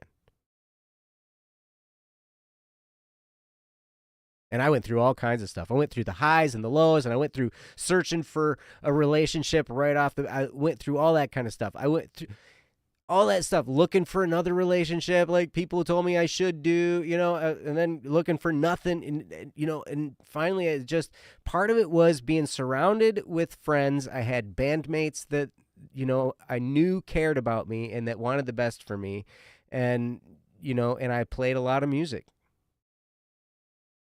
And I had classes to go to, and I had work to go to, and because I was in school, I had a job, and there was all kinds of stuff there too. It's hard to cry and play the trumpet at the same time. Yeah, I was thinking the same thing. Like, yeah, that's true. That is quite true. Yep. Kat says you dodged a bullet. I'm guessing because of the phone, the sex thing on call or whatever. All right. Hey, well, sleep good, Maddie. And I'm sorry.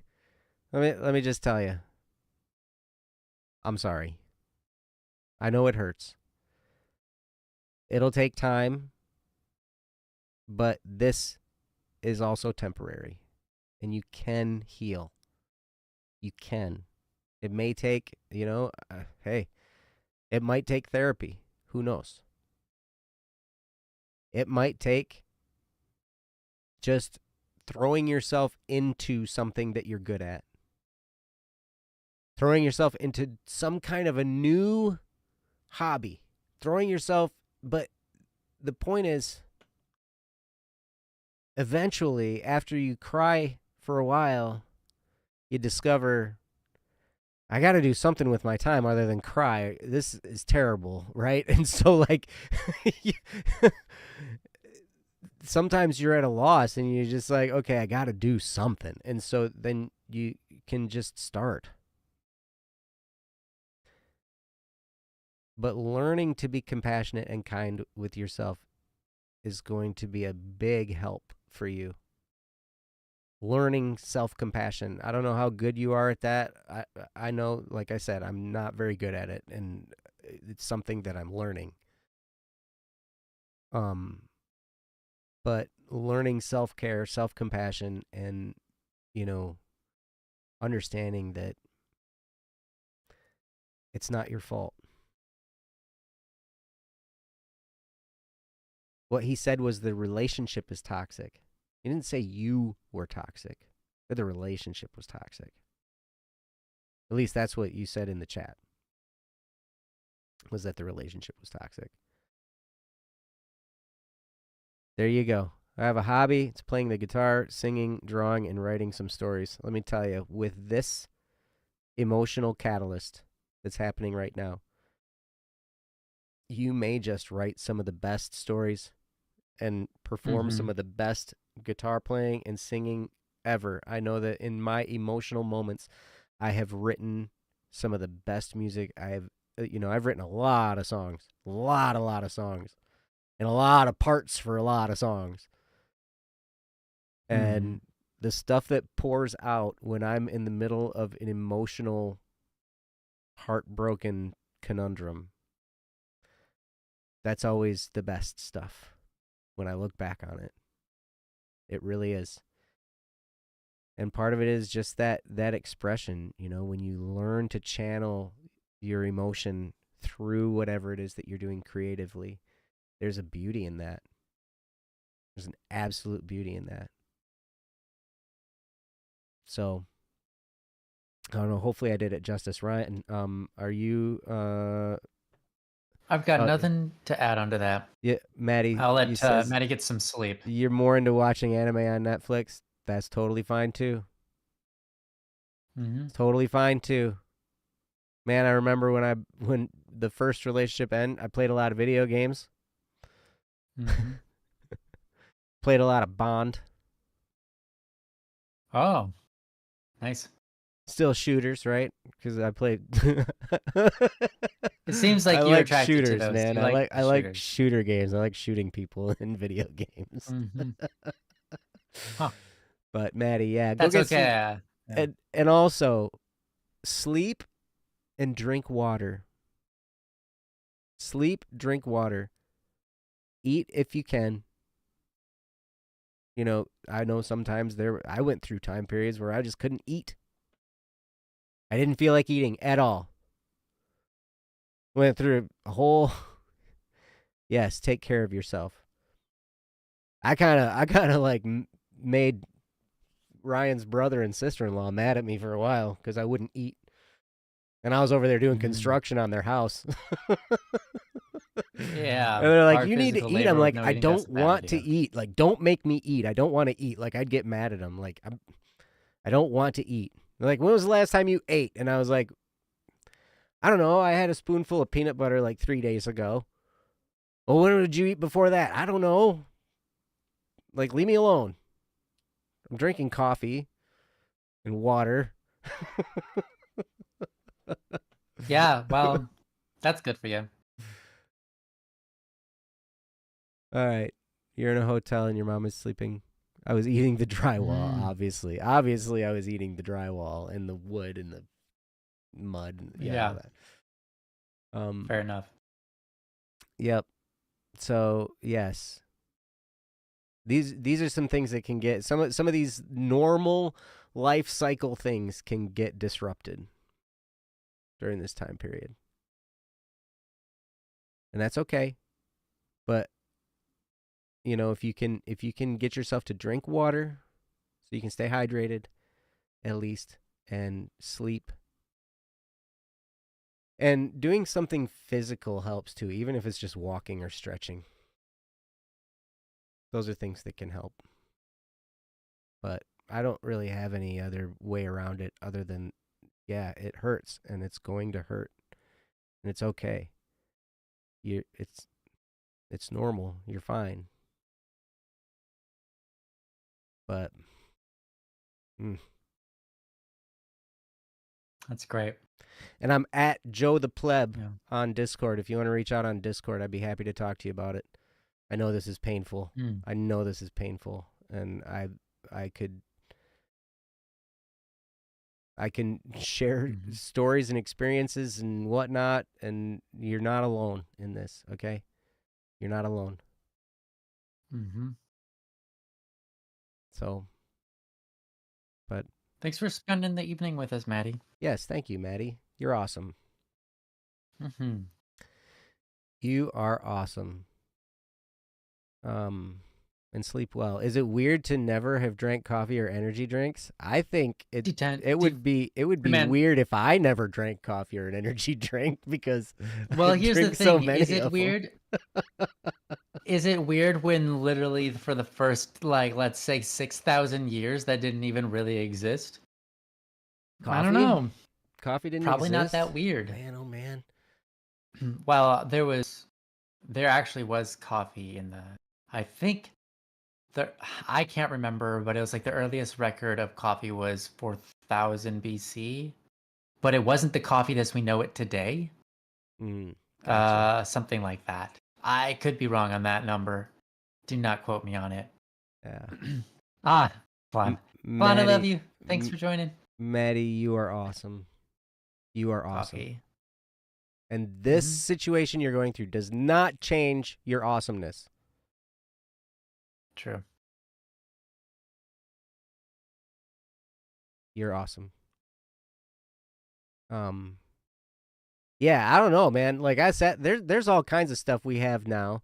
That I'm like, man, I can't imagine what it'd been like beforehand. Like simple things like I know. Like aspirin and decongestants and antihistamines and stuff like that. I was sitting there taking this cold medicine, and they make it in a thing in the Alka-Seltzer thing where you just drop these tablets in the water, and then it turns into this orange pop, and then you just drink some orange pop, and then that's your medicine.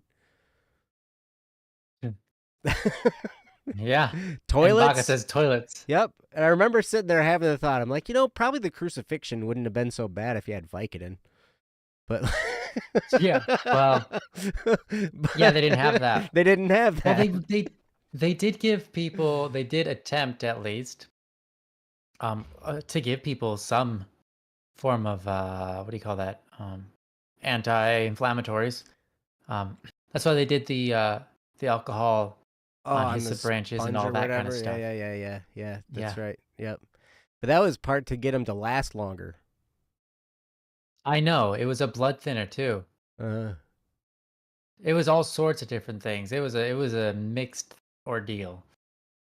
Yeah, it was a horrible. Anyways, Wait, moving so on. cats, you bought a Red Bull before your shift, and all it did was spike your anxiety and make you feel worse. Oh no.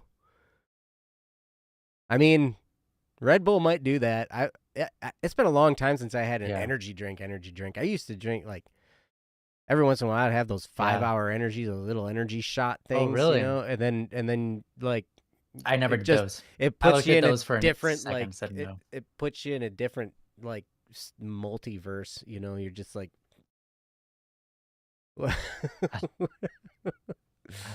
Water is the best energy drink. Yep. It's great. And what even is the world? There was no world before squeezed cheese, man. Yeah, the world really came into existence There when was squeezed cheese was made. there was I mean, squeezed cheese marks the start of existence. The real start. The other stuff before it was just That like a was false just start. that was false start. Hmm. Yeah, false start. Yeah. I mean, it's like we tried, but now we're doing it real this time. Here's Yeah, squeezed cheese. squeezed cheese. God said, Uh-huh. "Let there be squeezed Uh-huh. cheese." Hey, you know what? It's in the book of Joe. That's right. It's a quote from Cats. It's now in the book of Joe. Couldn't imagine a A world world without my precious without flan. flan. Yeah, Flan. There I was couldn't this imagine a world movie. without you either. There was this movie where they made pocket flan. What? They made pocket flan. So, It was okay, like so like you just it's like Go-Gurt, but it was flan, oh, right? I love it. Why isn't that a thing? I need that. I love that idea. Remember Go-Gurt? Like I don't even know if that's even Yes, still I a remember thing, but I remember my we kids yeah, having we had Go-Gurt. yeah, we had it quite a bit at my house because well, so we didn't see everybody takes Go-Gurt. It's like you can eat Go-Gurt on the go and they just down real fast, right? Hmm. And for me and my family, my mom always froze them. And Oh. so we just kind of nibbled at them and they would last us like 30, 40 minutes because they were frozen. Mm. Mhm. Frozen Go-Gurt. Yeah. Never had Yeah, Go-Gurt, but you see, there you tried to go. trade with August knows. the traded with the kids. Hey, that's cool. And you know what, cats? If I was in the Garden of Eden and there was forbidden fruit, and all Satan would have had to do is like put some squeezed cheese on anything and said, "Here, eat this," and the fall of man would have all just been a mistake, right?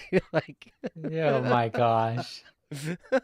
but would it have been a fall if there wasn't a conscious choice?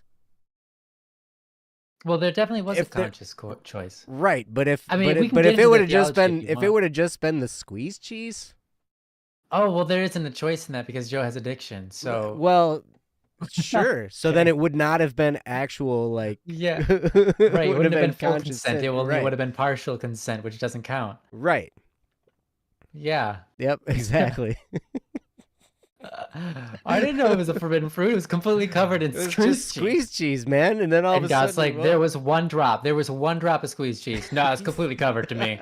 I couldn't see anything but the squeezed cheese I on top, mean, that man. was a big drop, man. Oh my God. Oh man, squeezed cheese is the forbidden. No, it's not. It's not though. It's the perfect fruit. It's the perfect fruit. It's cheese. Okay, you know what? I won't enter this debate because I agree. You know what? We should do a theological podcast. We talked about doing that for a while. We could talk squeezed Yeah. cheese or berries. Are we certain that squeezed cheese wasn't the forbidden fruit? I'm pretty sure the forbidden fruit wasn't even fruit. It was a choice. No. Yeah, for sure. Mm-hmm. Because all your choices bear fruit. It could just be bad fruit. Mm-hmm. It was some kind of a choice. It wasn't. I think the story taken It's literally well, is not. It's not scholars literal. debate. Yeah, scholars debate over the substance of the quote fruit, and some concede that potentially it was a physical action between two people. And that one's actually widely disregarded Mm-hmm. because that action isn't bad because Adam and Eve were together. Mm. But there's plenty of them. There's plenty of them that are just like, hey, it could have been this, could have been that, and the thing is, it's just like, we don't know. You're free to what theorize. Yeah. I mean, I'd have had no problem at all if the forbidden fruit would have been a mushroom. Yeah, Like seriously, that except for would you have don't like been mushrooms. easy. Exactly, but that Really yeah. easy. So then it wouldn't have been Well, it wouldn't have attractive. been easy. It wouldn't have been easy because the scenario that's played out isn't necessarily one where Adam or Eve is necessarily tempted to eat the fruit. Mm-hmm. They're tempted. They are afraid of the how do you say, the subtle um threats of the serpent. Oh, that they're not going to be like God or whatever. Like if they don't Yeah, yeah, eat it, it's they're not it's going to be as good as they could be. yeah.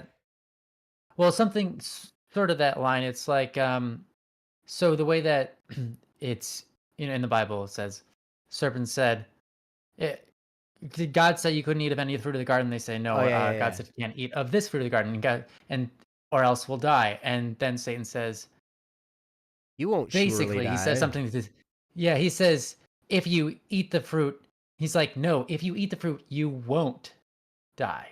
Mm. You will be like And God. it's like implying, yeah, you will be like God. Uh-huh. And so it's kind of like this subtle, like, it's kind of like that subtle, like, he's got him at gunpoint. He says, no, if you eat the fruit, you won't die. Mm-hmm. Kind of thing, right? Mm-hmm. And then so the it's a multifaceted. They eat the fruit. They look at it and it looks good. They're promised that they could be like gods, and they're being held snake with a gun. Yeah, exactly. But this snake wasn't a It's a snake serpent, and yet. The it's serpent yeah. had legs. You know, it was after the incident that the legs went away and crawled on the belly, right? Like that. At least that's Oh what. my gosh, fun. Did they eat you in Eden? I'm so sorry. That's But you're tragic. No, here. what they deserved. They deserve to get You're punishing. Punish. here. And yes, Yeah, cats, we're I so glad. agree. Bad texture. There is no amount of squeeze cheese in the world that can take care of the texture of a mushroom. You could put all the squeeze cheese on a mushroom in the world. If like you could give me a big ball of squeeze cheese, and if I bite into it and it feels like a mushroom in my mouth, I'll probably spit it out. Or at least I'll spit out the mushroom part and eat the squeeze cheese. You will do like a kid and suck the squeeze Yeah, cheese like off the yeah, mushroom and exactly. then Then proceed to spit the mushroom out. yep, exactly. Exactly. Yeah. Hey, Eternal. Sweet. I'm eternally Nice. 29. That's true. Forever. Forever. I have a question For who? because we've changed times now. Yeah. Are we almost at the 2 hour mark? Or are we at we must be because it certainly has been more than 1 hour, right? Yeah, yeah. Yeah, we're almost there. Okay. I just wanted to know if we could do another topic, but I see that We got like we're 3 short on time minutes. now. Yeah. Yeah, so never mind that. Eternally Yeah, sorry about that. adorable. You're so eternally Oh, adorable. yeah. Topic speed run. Mashed Topic speed potatoes. We'll run. do the mashed Mashed potato topic. potatoes. Ready? Mashed potatoes. Horrible with mushrooms. Are you kidding me? That'd be great. No. See, here's the thing. You're wrong and I'm right. No, I'll tell you my what the palate thing is better is. than The yours. thing is, mushrooms are awful. No, I respect that people don't like foods. I think it's awesome that we all like different foods. It's a shame that there are so many people who get emotional about things that they don't like. Like, I don't know, like let's say my brother, for example, he doesn't like mushrooms or nuts, and when other people eat Or mushrooms or ranch. nuts or beans or ranch, he gets emotional, even though he's not an emotional guy. He's just like, "Ew, you're disgusting! I can't believe you." And he does it out of a joking He's just manner. picking on you though. Like I was, Yeah, you he's just know, trying to like pick on people. Yeah. he's not like Hmm. actually emotional. Oh, Like, no, there's like emotion behind it. There really but is. it's joke There's though. a It's not like Yeah, it's a joke. Yeah, yeah, but it's like disgust, it's kind of, and feigned then it's thrown into emotion. joke. Yeah. He starts crying. Yeah, no, he doesn't cry. But I think if you can learn to like something and enjoy it, that's been my experience. You know, I used to not like a lot of different foods, especially radishes. That was like the first one that I was like, "Oh, I hate radishes," but everyone else in the party is enjoying these radishes, and I want to enjoy them too. So I taught myself how to enjoy radishes. I literally put them on my tongue until I couldn't taste them, and then I did it again, and then I did it again, and eventually, after about the third, fourth time, I was like, these aren't bad. They're just kind of flavorless. And then Well, that's eventually, because I you eat grew enough into liking radishes them and you can't taste anything anymore because they're really kind of spicy, right? And because so the like O the factor. yeah, Oh, right. well, and then anyways, and then ever since then, I've been able to eat radishes and like them. And Hmm. it's been the same thing for anything else, any other kind of food. I've done that same thing with. If you can just tough it out, you can train because the whole thing is it's in your head. It's in your head. And I'm just like, I can make my head like this. And so I was like, I want to enjoy everything because I feel left out when other people are enjoying a meal and I'm like, ew, I think it's gross. It's like, no, I'm the one that's not enjoying it. I should just change my mind about it. That's stupid. Dude, So that's how I go through I'm sorry, but it. I gotta say I'm with cats here. The mushrooms, no, That's okay to man. like those. It's okay to like them. You can like them all you want. And it's funny because I have a rule, and it's been this way since my kids were really little, and they treat it like it's a fun game, right? Because I'm like, every 2 years, I Mm. generally, if I think of something and I haven't tried it for 2 years, I'll try it just because tastes change. And I've been caught by surprise on a bunch of things, right? Where it's like, oh, I actually like this now. Mushrooms, never ever. I've done this for years, and they'll like, my kids are hilarious. Anytime we go to like a Chinese buffet and they have like like the big old thing of mushrooms with just some sauce on them, you know. Mm-hmm. You ever see those? Oh yeah. Yeah. Oh yeah. Those are great. And like, and so they're like, "Dad, you have to try mushrooms. It's been 2 years." I'm like, "Dude, we were here 2 weeks Mm. ago and I tried them." Like, seriously. I do have to admit, I think it's awesome that you try things every 2 years. I think that's really cool. Hmm. I think Oh, the problem with Chris. mushrooms, though, a lot of times people put people cook them in a dish and people just put so much oil in the dish because there's mushrooms. It's just like, it's unnecessary. It doesn't work with the mushrooms, in my opinion. Like, it works with the mushrooms, but it's too much oil. That's my main gripe with the way people cook mushrooms in restaurants. They try to make them too oily. By the way, yeah, Well, hi the Chris, oil how's it is going? good though. Oil is good. Olive oil, canola oil, Olive oil vegetable is great. oil, peanut Canola oil. oil, Mhm. all those oils. Mhm. Oil rama, man. Like, mm, I got no Okay, look, there's nothing wrong with oil. I like oils. yeah. I'm just saying there's a too muchness that happens. Also, unfortunately, there's quite a few oils that I'm allergic to, so that's really annoying. Oh, that stinks. Yeah, like sunflower oil, which people are using a lot more of now these days. Mm, Oh, geez, and the worst one, palm oil. They put that in everything. they do. They do put that in So, just about yeah, everything. yeah. So You're now I have to allergic read the to back of palm oil, packages. Now huh? that I know, yeah, I didn't know my Wow. whole life, and I'm like, now I'm reading the back of packages and be like, oh, there's Hmm. palm oil in it. Okay, there we Yeah. go. That explains things. Yeah, I've Yeah. been very, very seriously reading the backs of packages ever since my youngest son was like 2 years old because we found out he was allergic Oh, to tree nuts. And so like then and now that's everything, huge. man, everything. And it's so weird. You find processed in a facility with tree nuts on the weirdest stuff. And Oh, it I know. changes too. Like some things you thought were safe are all of a sudden not safe one day. Like we've been buying this pancake mix for years, and now all of a sudden it's got tree nuts in it. Like what? You switched your deal, man. Like that's crazy. Drink it until you're not allergic. Easy solution. Yeah, just stop breathing. You won't be allergic anymore. You know what's interesting? So my brother, he grew up. He wasn't really allergic to very much of anything. Then he started mowing lawns for mortgage companies, and you go from house to house mowing lawns like all day long.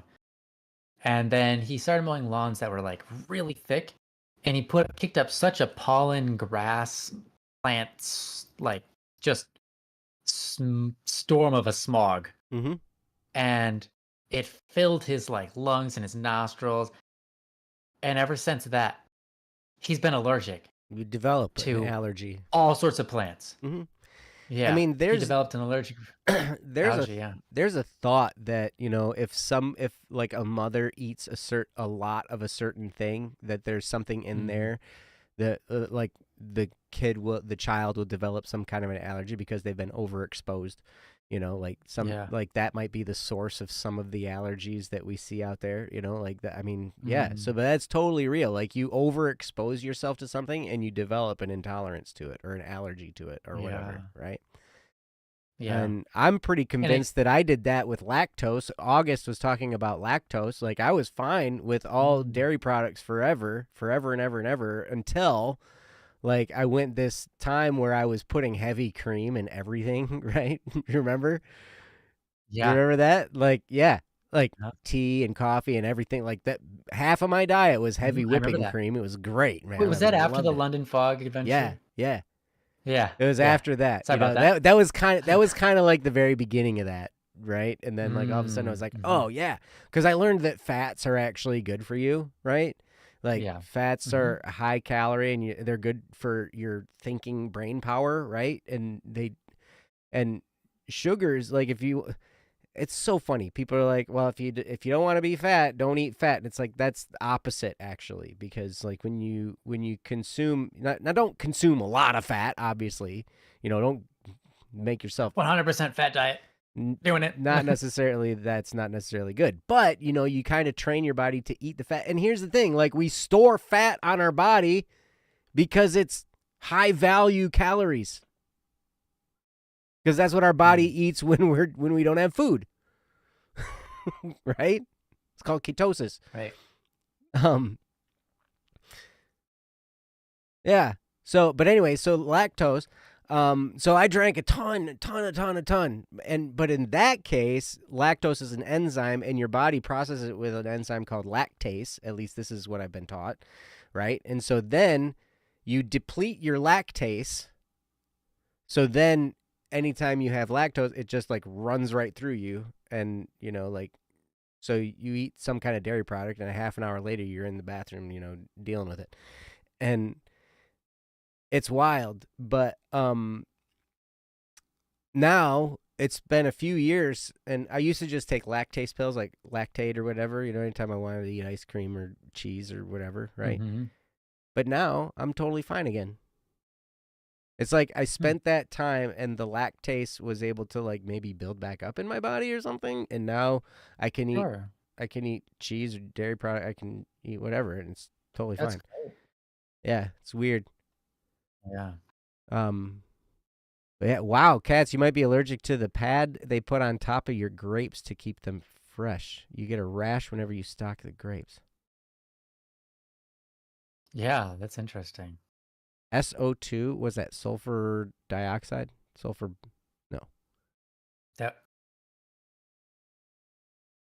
Sulfur oxide. Okay. Yeah, that's it. Sulfur dioxide. I was right. Man, look at me. Yeah, you got like chemistry. Nice job. I was about to see where Haley was and be like, Haley, what is this? Yeah. You're a biochemistry person, right? Like, this stuff. Here's okay, so onions. I do know onions. Sting? Yeah, okay, so here's they also make you die because they're poisonous. They're not poisonous, but the chemical that makes your eyes sting is also the same chemical that's in eggs and many other things. It's SO2. Oh, sulfur dioxide? Yeah, well, it's Or actually well close to that. sulfuric acid? Or some Oh kind no, of it's not sulfuric sulfur? acid. So okay, so you have like well, actually never mind. That's not SO2. That's S2O. That's S2O, not SO2. Yeah. What? Oh, so like a lot of times if you have water, H2O, Uh-huh. and then you open up like an onion or eggs or whatever, what will happen is the water molecules will break apart and fuse to sulfur and become, instead of H2O, it becomes S2O. And S2O smells awful. Mhm. And yeah, See you, it Baka. can Have a good night, buddy. it can cause your lungs to flare up and cause your skin and your eyes to be irritated. That's what happens with onions. Huh. That's interesting. I always Mhm. just thought they were just bad. I can't stand onions. What Not a about big fan. caramelized onions? That's not as bad, but even still, like raw onions are the worst because then I get it. they I don't know. I just feel bad in my guts after I eat them. Like I don't know what it is, but um, and then like anytime I burp for like the next 7 weeks, like I taste onions. Like something. It's weird. It's not that long, Hmm. obviously, but like for Yeah, I know what you mean though. the I know what you mean. whole forever. Kauai, I That's the know sulfur. that's the sulfur. Okay. Yeah, Yeah, because it's okay, so oof. onions are super high in sulfur. So like when you breathe out what?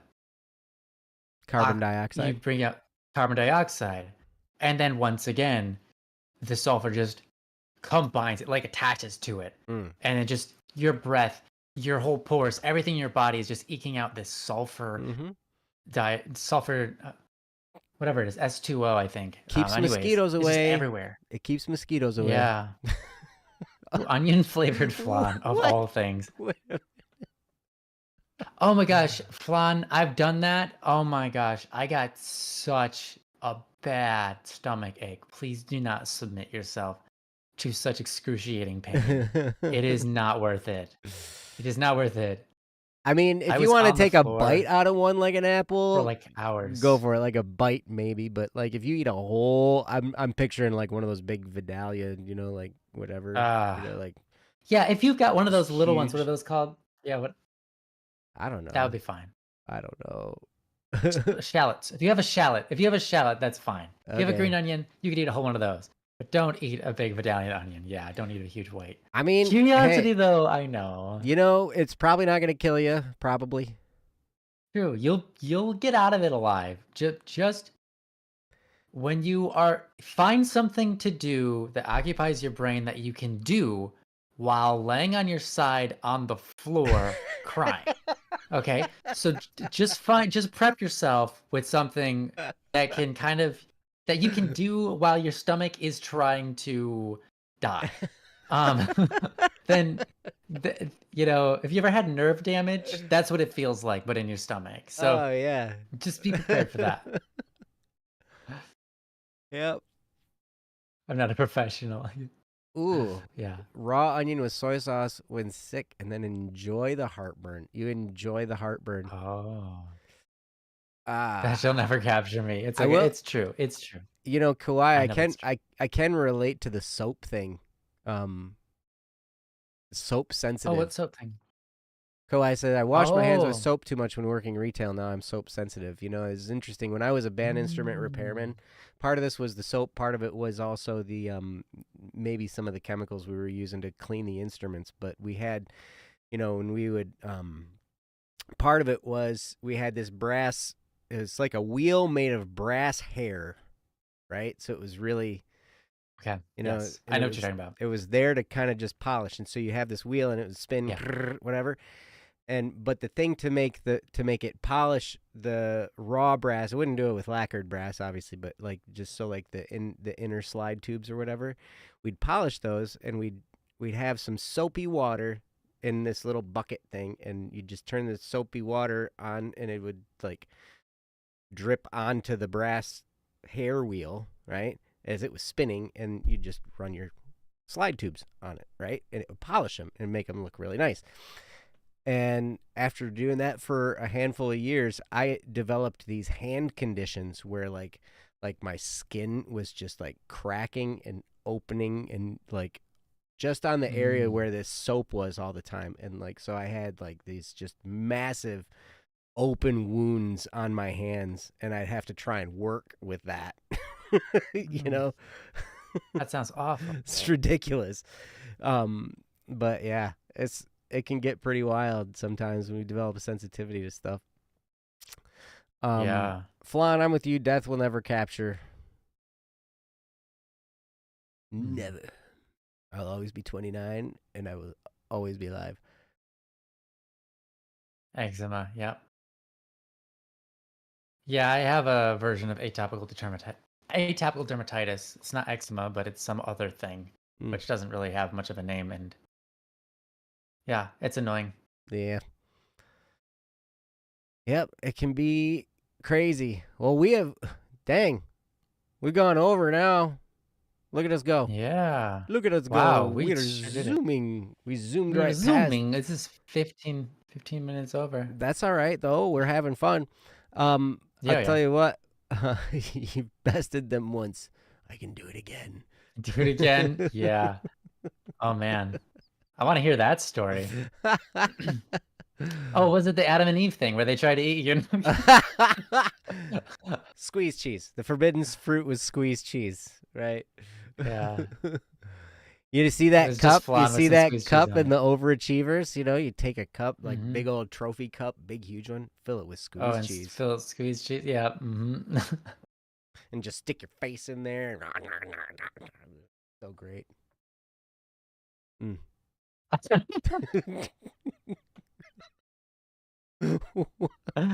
You need a straw, man. You're gonna need a straw, and No, man, you just put your that's face pretty down funny. in there, man. Just. It's gonna be too long unless you get like a dog nose, dog mouth. Unless you got a tongue like a giraffe or an anteater, you know. No, well, you got if it's big enough, you can fit your whole head in there, man. Oh, okay. Yeah, Man, that's a big cup. that's it. Yeah. Yeah. There's a couple of stories in serious sense. Oh man. Oh boy. I've I've had a couple of Near I've had death quite a few. experiences. Yeah, real close calls. Yeah. Between getting electrocuted, drowning 3 times, falling. I am surprised. There were probably like 5, 6, maybe even 10. Who knows how many times I should have fallen off the face of a cliff in a car while driving on ice. Oh yeah. But When you were yeah, doing luckily inspections that in never happened. Colorado. Oh yeah, so stupid. So stupid. Thanks be to God I'm alive. Like, seriously, the angels were pushing my car. I remember one time I was going up this slope and it's like this, and it's all ice. And I didn't know it was ice until I got on it. And I turned onto it. So I'm driving my car and I turn onto it and it's just all ice. My car goes, I'm looking at the speedometer and it's less than 1 mile an hour. And I'm just holding the gas in this one spot. And I say, if I go backwards, I go all the way down. And it was like at least like 800-foot drop. Oh. To my right and behind me was at least 800-foot drop. It was huge. To my left was a cliff, just a face of a mountain. Mm-hmm. And it was like a 1-lane road. And I'm going up this and I'm like, okay, I'm just gonna stand perfectly still with my gas on the pedal, and I'm just climbing this thing for like, it felt like just like minutes and minutes and minutes. It was probably 40, 50 seconds, but that's a really long time to just be going very slowly. Mm-hmm. And just like, holy crap. Barely making it. Yeah, yeah. Man. So many things. Mm-hmm. Terrifying. Comatose. Oh man. Was that Wouldn't like wish that on being anyone. Ah, when you're in a comatose state? What is that like when you're non-responsive? Like yeah. Yeah. now, are you That's where the word conscious? coma comes But are from. you conscious though? Flan, you'll have to answer that question. Because I've been in a catatonic state before where I was unable to respond, but I was conscious. I could see what was going on. Oh, I think comatosis is lights out, but I don't know. Okay. Yeah. Being in a catatonic state is an interesting time when it's like I bet. you can't respond, like you're just there. And you know what's going on, but you can't respond. Yeah. Wow. The feeling I can't really explain in words. Hey, I understand. I mean, I guess I don't fully understand because you can't explain it, but I understand the feeling of not being able to put into words what you're trying to explain. Yeah, there you go. Being there but not there. I gotcha. Uh-huh. Yeah, that is weird. You don't have like your full. Yeah. Yeah. It's Jeez, that would be so weird. crazy. Like, am I on my way out here? Like, what's happening? Like. Well, you're out for sure, at least for the time. Mm-hmm. But I'm glad both of you came back Yeah. from your different experiences. So Flan is your guy's child, huh? Apparently, which means that we're as old as time. You guys must be eternal beings too. Yeah, well, we were adopted into it by being his father.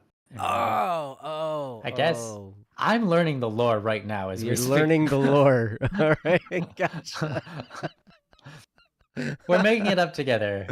All right, it's a group effort. Cool. Oh, okay. I typed up the adoption papers. Thank you, cats. All right, well, so it's official. Yeah. Welcome to parenthood. Thank you. I didn't know it'd be so easy.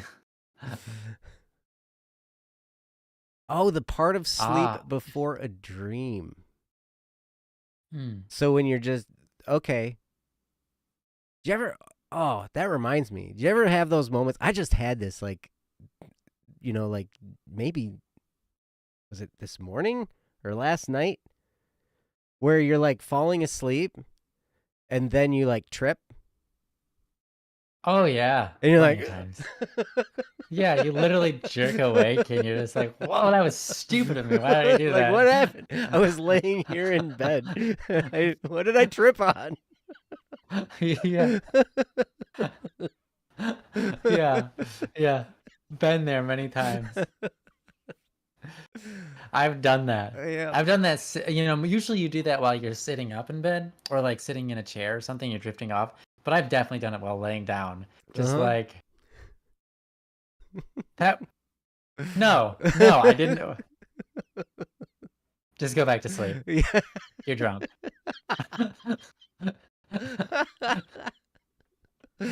Oh, man. That sounds kind of like, okay, so the part of sleep before a dream, that sounds kind of like being under like a general anesthetic or something, like where, like where they put you out and then all of a sudden you're awake again. Oh, yeah, that's weird. Like I had it happen one time where they're like, okay, start counting backwards from 100. And I'm like 197. Yeah, because it goes from 100 to 97. I was already like, this was when I had my wisdom teeth out and they gave me nitrous oxide first, right? Before they came in and to put the, anesthetic in my arm to put me to sleep. And so they're like, okay, so here's the nitrous, just breathe normally. And then they left the room. Oh. They left me alone with this thing attached to my mouth and they told me to breathe normally. And I'm like, wow. This is me breathing normally. See, I told you, man. Don't talk to me about like, just focus on your breathing. Yeah, I was focused on my breathing. I'll tell you what. Yeah, I see that. That makes it so hard. It was great. But then, so he has me counting backwards from 100, right? And like when they woke me up, I said the next number. Whatever it was. Because you just lose that instant in time. And they told me this later. They were like, yeah, you like said like 94 or whatever. I was like, that's so wild. It's worth mentioning there are Some people. different levels of comatose. Interesting. All right. That would be weird. Like if you are relatively conscious, but you're in a state where you can't move. Well, it Mhm. was like being catatonic, right? Yeah, that sounds quite similar.